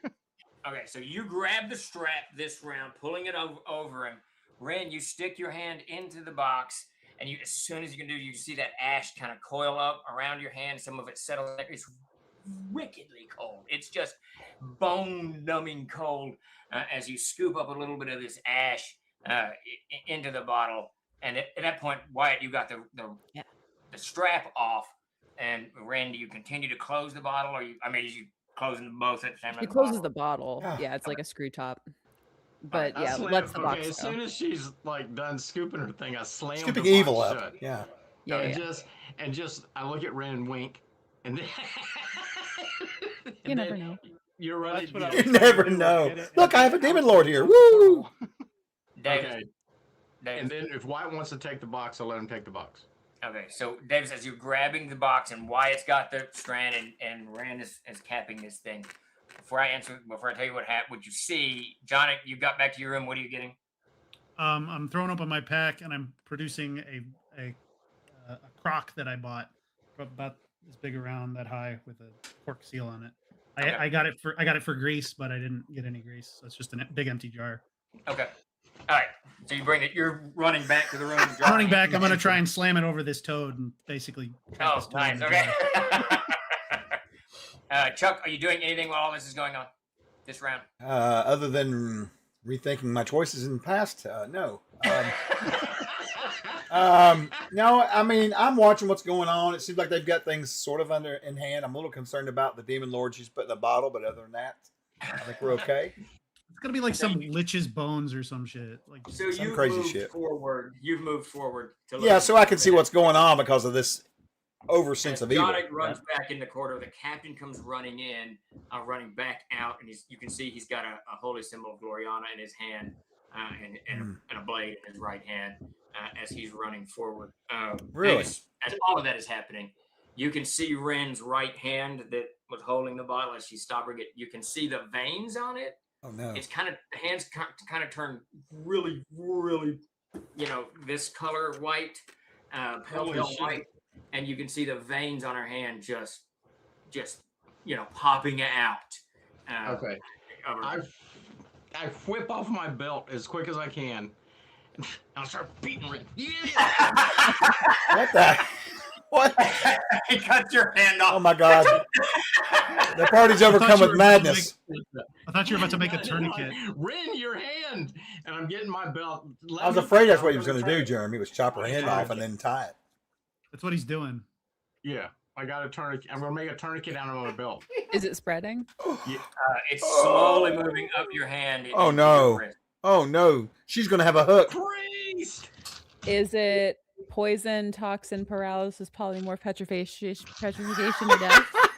It's none of those things. All right. I think we're in demonic possession territory here. Yeah, she'll let him do the whatever's happening. All right, She's so gonna he summon. starts tying the tourniquet around. And I start yelling for the priest. Porthole is still closed, but Davis is now abandoned picking up the box. Wyatt, do you pick up the box? I'm grabbing the box and the thing and lobbing it out the portholes. Okay, you got to open the porthole first. At that point, Well, Jonik, you come running into the room and you can see clearly Ren is wounded. You can't tell what. And Wyatt's opening the porthole trying to get open. And Wyatt's holding that box. Wyatt, as soon as you pick it up, you can there's no smoke coming out. As soon as that lid was closed properly, the smoke stops coming out. don't care. It's gone. It's gone. It's out of here. Chuck, as soon as you kind of get up to the room and that lid gets closed, that weight of evil passes. Oh, okay. Okay. So And you step up. You can see what's going on. But Right, I can see him going to throw it out the window, which is good. I'm going to rush to A new follower has joined I the want to look her fray. hand over. Does it look like it's going to? Now that that's been dealt with, I is it just gonna- want to when you look over and your initial thought. Now, I'm going to say something. You play your character however the hell you want to play it. Okay. Yeah. I don't care. I'm just going to say this. So you look over and your initial thought is, oh, we're getting rid of the box. That's good. Somewhere in the back of you worship Corthane. And there's really only one god that can carry such an evil weight that it would Orndor. hammer you like that. It's Orndor, right? Yeah, It's right. there's no one else. No, the red So god. that- for sure. That box goes out that window and into the wild. It could end up in someone else's hands. That just occurs to you. Whatever you do next Hold on. is what you do. Let the dice decide. No. You're gonna have to kill Wyatt to take the box. Don't kill him. Wyatt's getting rid of the box. Johnny, you cannot find the code. Johnny's sitting back there trying to encourage us. No, Ren dies. The priest kills Wyatt. The barbarian jumps So- over. I got 1,000 gold pieces. So evil is gone is all your chalk. Shut up, Coop.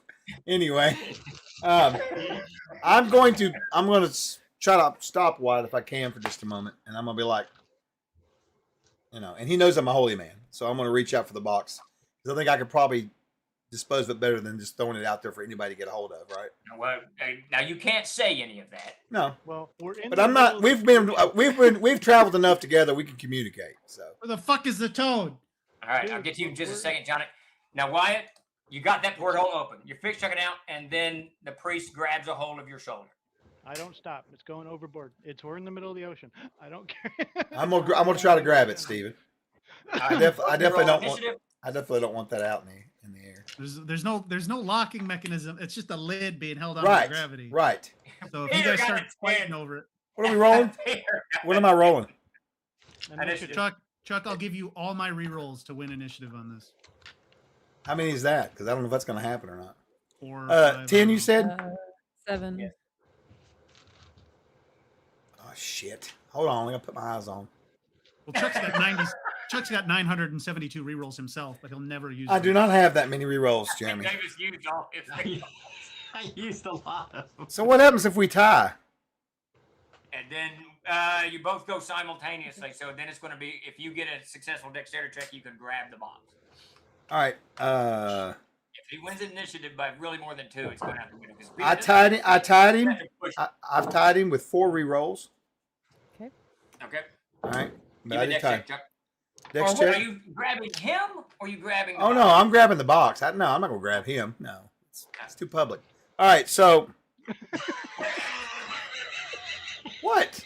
There's witnesses. Hold on, let me find my character sheet here. 17. All right, He doesn't even have it open. He's like, I don't know. I got an 18 is what I've got total. All right, he grabs a hold of the strap and a little bit of the box there as you kind of got it jammed in, and he yanks it back, Wyatt. All right, before we decide, what are you doing? What do you do, Wyatt? You keep pushing? Well, I'm trying to get it out the thing because we're in the middle of the ocean, so Yes. I don't think it's going to be a real big problem with anybody else trying to get their hands on it. So. Well, That's like mermaids and shit, isn't there? Yeah. Those little fishy people. Keep in mind the lid could just come open. Yeah. Absolutely everything in the ocean. Wyatt killed the ocean. There's like krakens and shit down there. You want a dragon turtle finding this? Hell no. Manfred, he is not the god of lawful evil. He is the god of law. We'll leave it at that. And right, honestly, what would probably happen is you'd shove it out, and the dust would just cascade down the hull of the ship. Just cover it. Like, it would not hit the water. Yeah, I'm trying to keep this shit contained. Is what I'm trying to do. All right, It's so like a you've plague. got the strap and the box. Wyatt pivots to you. Now, Jeremy, you run in there with the thing. The toad is gone. You don't see it, but you see this really thick, inky darkness kind of stretched along in a line between the floor and the wall. And you can see it seeping through the wall and like ink flowing out of her. Out of the hull? Like out into space? Through the wall, which would put it out onto the main deck outside. I'm going to go that way. All right, you come running around, and you can see it. You can see the stuff kind of seeping out from underneath the wall. Oh, man. He's I'm talking. going to try and slam it silly down boy. on wherever there's most of it. I will say this: when I'm grabbing that, I'm looking him in the eye, and I am mouthing the word "please." All right, just so you know. All right. Hey, it's okay. Ren has a piece of it. Ding, ding, ding. Yeah, I ding. know. I know. And the captain at this point kind of explodes into the room. He's exploded into the room like 4 times. Yeah, exactly. He woke him up from a dead sleep. What in the wild world of sports is going on here, right? And then he looks at Valens and he looks at you guys quite suspiciously. Well, Sorry, Yeah. I already told him there was a demon in the room. Oh God. He goes, "Where's the beast?" Follow Jonic. He went up to the main It deck. came through the wall. He pivots around. Well, He pivots around and runs out into the hallway following you. Davis, you've tourniqueted Ren. Ren, you doing anything? What are you guys doing? What's happening to me? What do I feel? It gets up almost to your wrist, and it's not even. So it's not like like this watch here. It's a little bit of your palm is your normal flesh color, a little bit of the backside, a little bit of your thumb, but mostly your hand, all 4 of your fingers, most of your thumb, a little bit of on the wrist, top and bottom, is this white color, and you can just see your blood pumping through the veins there. Can I move it? Yeah, it's a little stiff, a little cold, but you can move it around. Is it spreading? No, at about the time McGowan tourniquets it stops spreading and it doesn't get to quite where the tourniquet is. That was a really hard sentence for me to say for some reason. You got big spooky witch fingernails now. Yeah.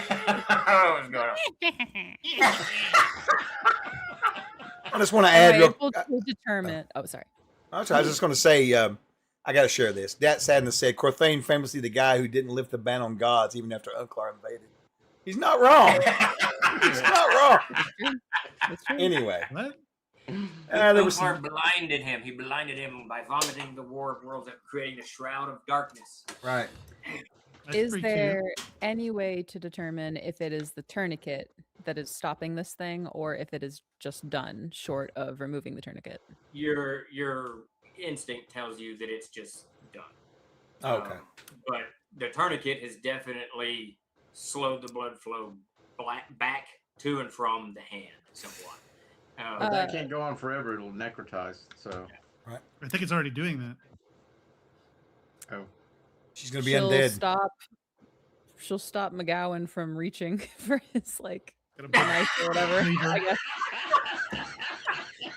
I'm gonna pull a Walking Dead on you. Just Watch a little eye open. I think it's fine. I think it's done.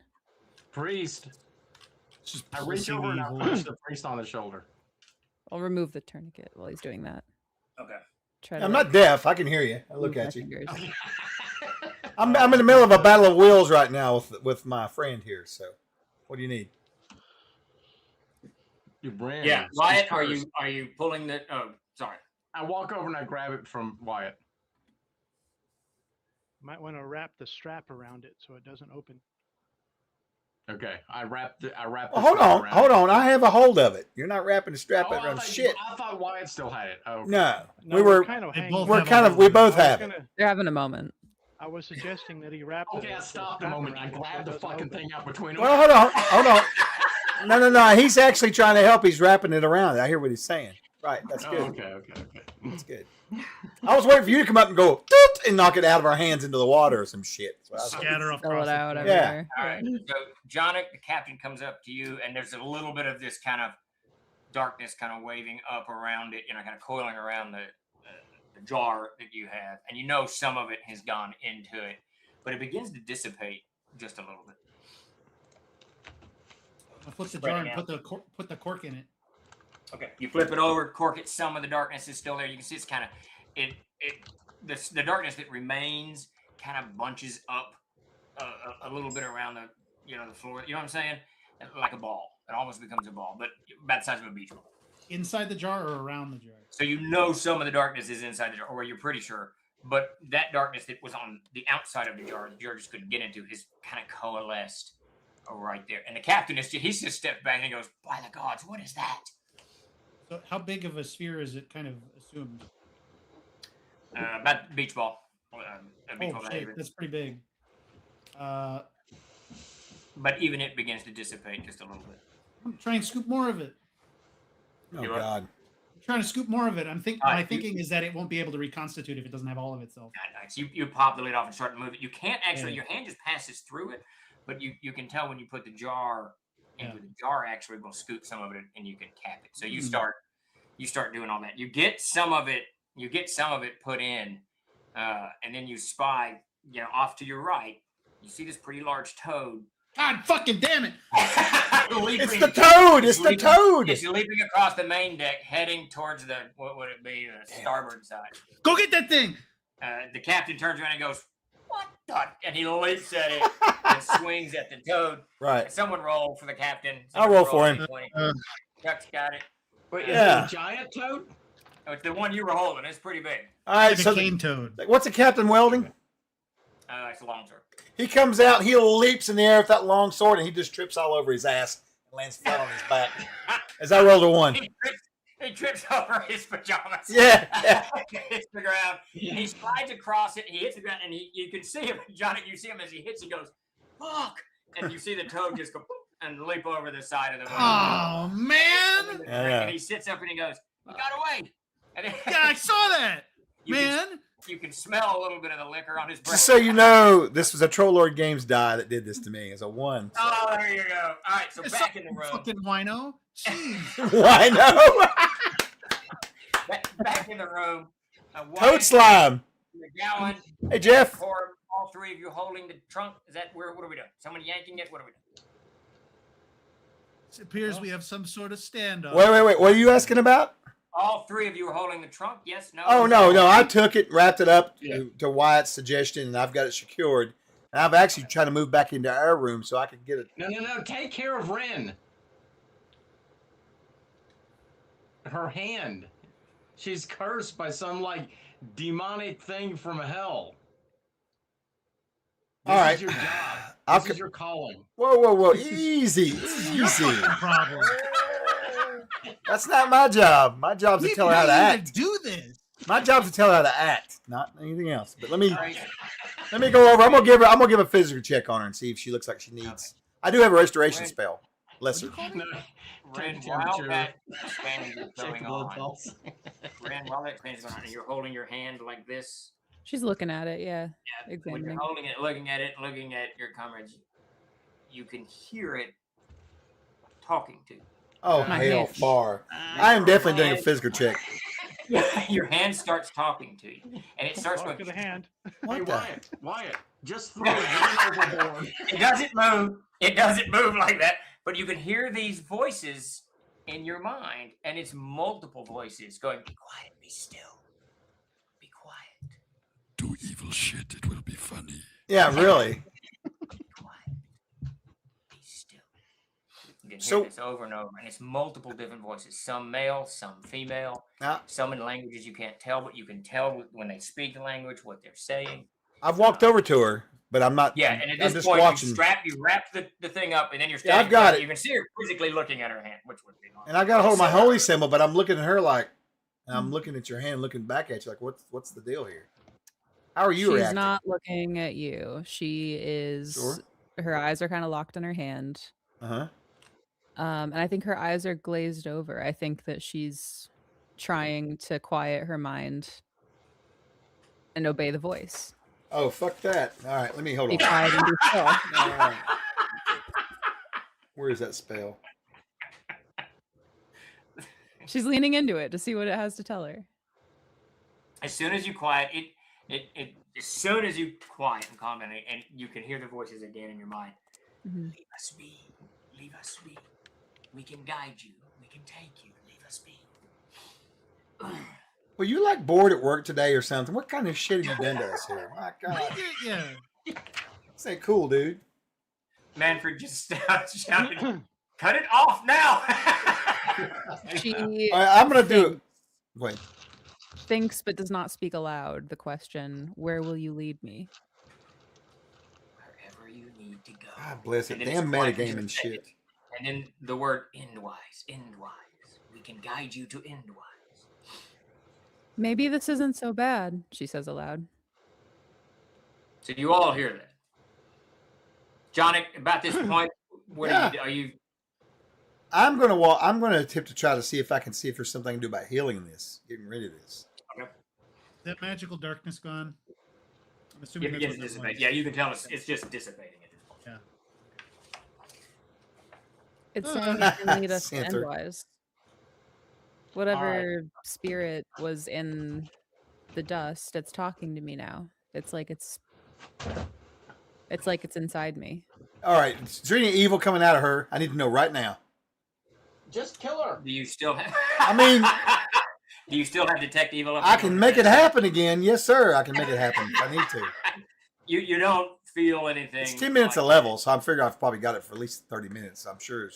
Oh yeah, oh for sure. It's been 2 minutes tops. I mean, Yeah. 10 rounds maybe. Yeah. All right. yeah, Does yeah. her hand look like it's mangled or anything I can do? Does it look like it needs to be healed? Or what does it look like? No, there's no. You weren't wounded, right, Chris? No, there's no. I wasn't wounding. wounded at all. No, she wasn't Just wounded, the but dust. her hand turned completely stark white with veins sticking Her out. hand is odd looking. Yeah. Is it healing? Does it look like it's getting better or no? It's not changing from that. You can see the blood pulsing through. Okay. there. Do I So think you- her? Do I think maybe a restoration spell would help, or I don't know. It's possible. Can I get? She Can doesn't you move give me a the wisdom software. check to see if I can maybe know something about what's going on? You know what, Chuck? You know my I can read experience. restoration and find out what that does. I can't read Well, restoration. unfortunately, someone. Never mind. We're not going to talk about spells right now. But you'll Yeah, see. no, we You'll can see say- when we you can get say in there. You won't be very happy. Well, that was all Steven. He was like, I'm gonna I do know. it. He did. Yeah. Watch I you. was like, all right. Dude, you know, maybe. It might. You don't know. I mean, it's the power of Corthain against this thing. But now your detect evil is still up. When you kind of focus on her hand, it is All right, I'm it's casting. evil beyond.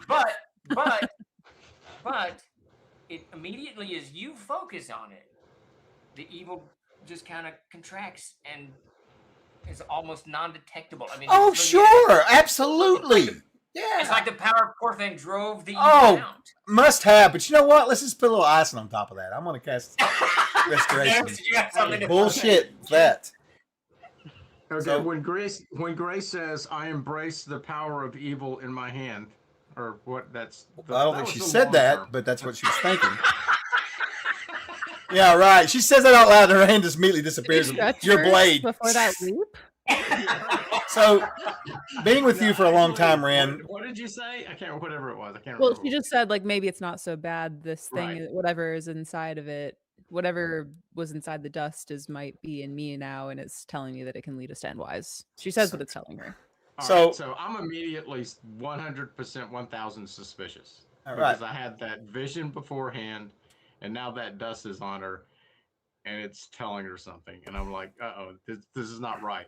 So I'm going to try to use my combat sense. When she's talking, I quit paying attention to the words she's saying, and start watching for like extra beads of sweat, flaring of nostril, anything that's like. Does your common sense require a check? I'm certain It comes off I of don't a, know. But it's the Constitution. Next time we print a book, can we use like a color like this so that I can see it on the bookshelf? You're always you need glasses. Yeah. So I've been with her a while. So I think I've healed her before. She trusts me, and I'm just gonna kind of like just calm down, and I'm gonna slowly but surely start to say a little prayer over her hand. Try to see if I can use restoration to kind of cure of this, or at least get rid of the evil.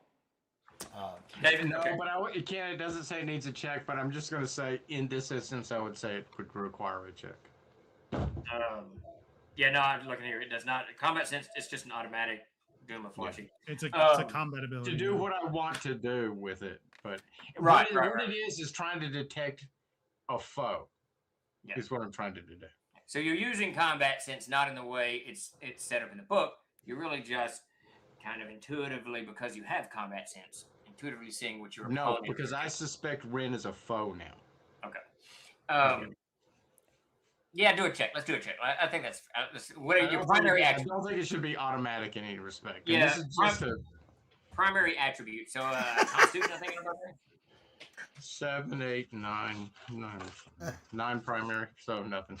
So you look at her and you don't see any telltale signs of violence. Ren is a relatively happy individual, well balanced. Davis, Davis, this is just a normal exorcism. Davis, don't get excited. Davis, a bit of advice. Davis, a bit of advice. When he tells you to make those rolls, you don't use this die. You use the round one. He's the one with 20 sides. Yeah. All right, so I'm gonna try to use restoration, see if I can get this. Okay. At least fix her Does hand. restoration require any checks, saving throws, anything like that? It's a spell. Nada. It's just a healing spell, right? That's all it does. It removes like attribute drain and All like, kinds of the weird- higher level. I weird am- afflictions, curses, and stuff like that. Right. Potentially. Okay, Grace, you can feel this warmth kind of spreading through your hand. It emanates in the center of your hand and spreads out, and you can see the color. The color returns. The color returns, and the white goes away, and the veins are normal now. Is the voice still? The voices are gone. She My job's vomits done. on the floor. What's that? What'd you say? Steve? What do you She do? empties her guts on the floor on your shoes. Oh, really? Oh, great. Thankful. fine. That's great. I just got those. We was back at the. Anyway, it's fine. Hey, Steve, real quick, is that box otherwise unoccupied? No, I've got it wrapped up, tucked under my shoulder, like right here. I got plans for it. Hands and you're I have my hand on the holy symbol. Yeah, and I'm holding He's on. got to it tucked under there. Yeah. He's Peter grabs leaps overboard. Wow. No, if it was unoccupied, it was going out the porthole. I'm gonna do some more work on it before I'm done with it. Now I agree with you, Peter. My gut instinct was to grab that box and throw it straight to freak out the thing. You don't care, and then stuff that corpse out and take his room. But we Well, now the have thing a is- psychological dirty bomb. So Unless he's whatever we standing want to like, do with that. unless he's standing like this, he's not getting a good grip on that. Oh, I gotta get a hold on it. I played football in high school. I know how to hold an end ball. I can hold it right like that. You'd have to be an octopus though. But I've got plans for it when we get to shore. Well, I got plans for it if it's presently unoccupied. It's Let's going sell out. it, Mark. You're gonna start watching as soon as it sits down. I mean, honestly though, it's just a box with some stuff in it. Well, how much harm could it possibly cause?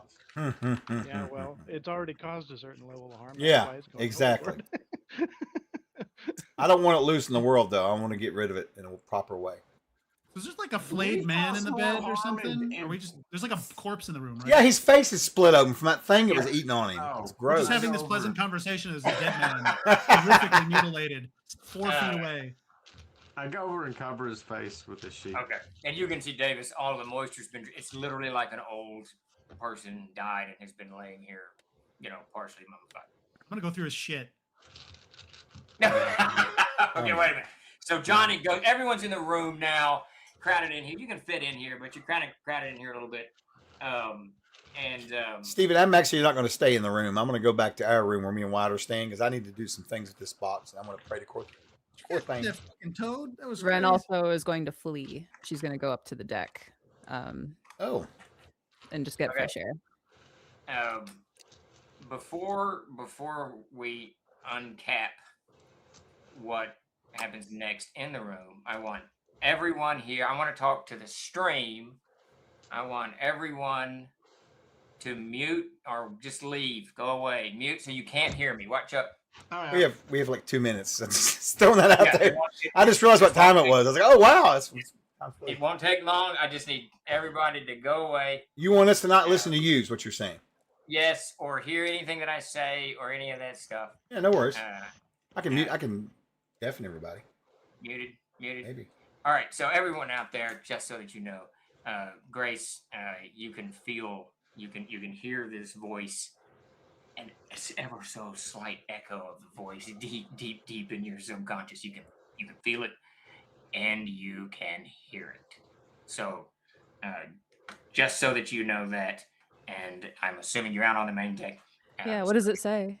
It doesn't say anything in specific. Okay. It's just letting you know it's still there. All right? Okay, everybody can come back. Now they can't hear me. Come on back. Come on back, Chuck. Well, considering that was a conversation with just you, I have about one guess what that could possibly be.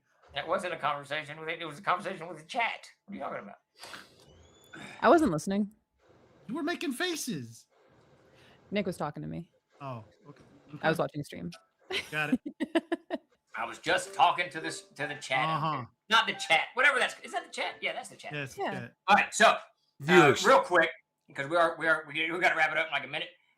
The captain comes in, and we're not going to role play this out, but he's quite stunned at Valen's death, and he wants the body off the boat. He doesn't want that body on the boat, so he wants to wrap it and bury it at sea. And he says this. He tells you this. Listen, I don't want anything to do with that box. I assume you guys tell him what happens. Is that fair? I think so, right? He says, I don't want anything to do with that box. You keep that box, do whatever you want with it, get it off my boat when we get to Arnall, and you can keep all of Valen's stuff, whatever, except his coin. I'm going to take his coin and I'll send it to his friends in Immel. Or if you guys want to take his stuff to Immel, that's a city in the Han City States, that's up to you. Otherwise, I'll take the coin and give it to his family. How much coin? I mean, I'm just asking. Give it to his family. He says, I have no idea. I'm going to go through his property now. Oh, okay. And the only thing you can see of real value is the spell book that's on the floor. Next All to right. Well, in that case, then I'll take the box with me, but I'm gonna help them, get the body prepared for last rites and all that bullshit. I'm gonna take that book. Okay. All right. So we'll pick up next week. Okay. It's in the morning after this on the third day out with whatever's going to happen next. Whatever crazy. Davis never came back to the stream. Yeah, he ran off. You didn't tell us to come back to the That stream. that is true. My bad. All right. So that's it for tonight. That was a great session. You guys did fantastic. That was very cool. Yeah. Wait. We won, Davis. You We didn't come won. back. We won.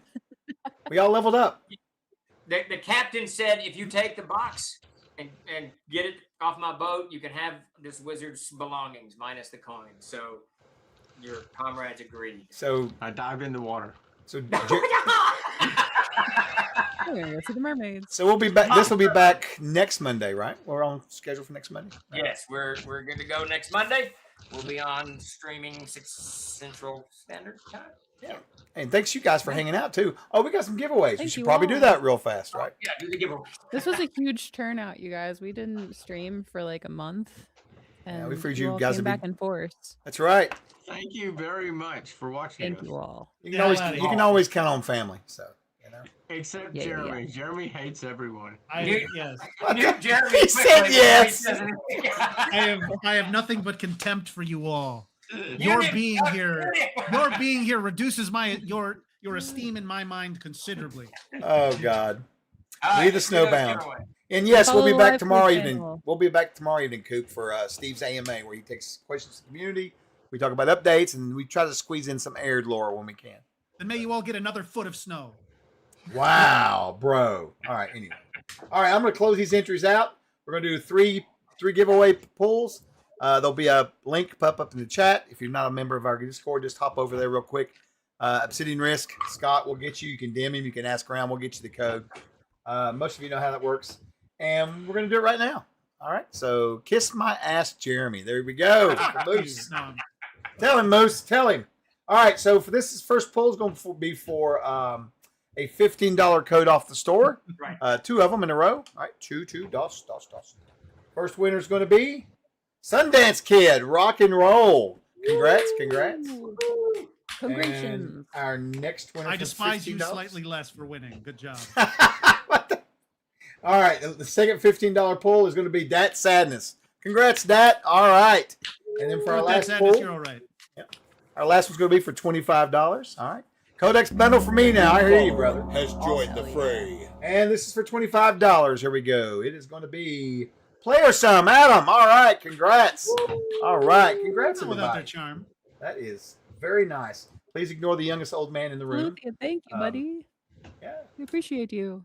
Yeah, we appreciate you guys You all. all, yes. Please join us on Twitch if you can. Yep. All right, I'm going to get us set up with a raid. We're going to raid into Folk and Myth. They're doing Vampire the Masquerade. We'll raid into them. Ooh. A bunch of good friends of Ooh. ours.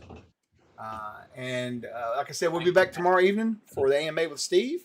Come join us. We really appreciate you guys lots hanging of out. information on titles and new releases. So I have a lot of info. A lot of crazy stuff going on. Yeah. Hey, I got a question real quick. Where are we sitting on subs and stuff right now? I'm just curious what we're up to. I do not Like know. Number? six or seven.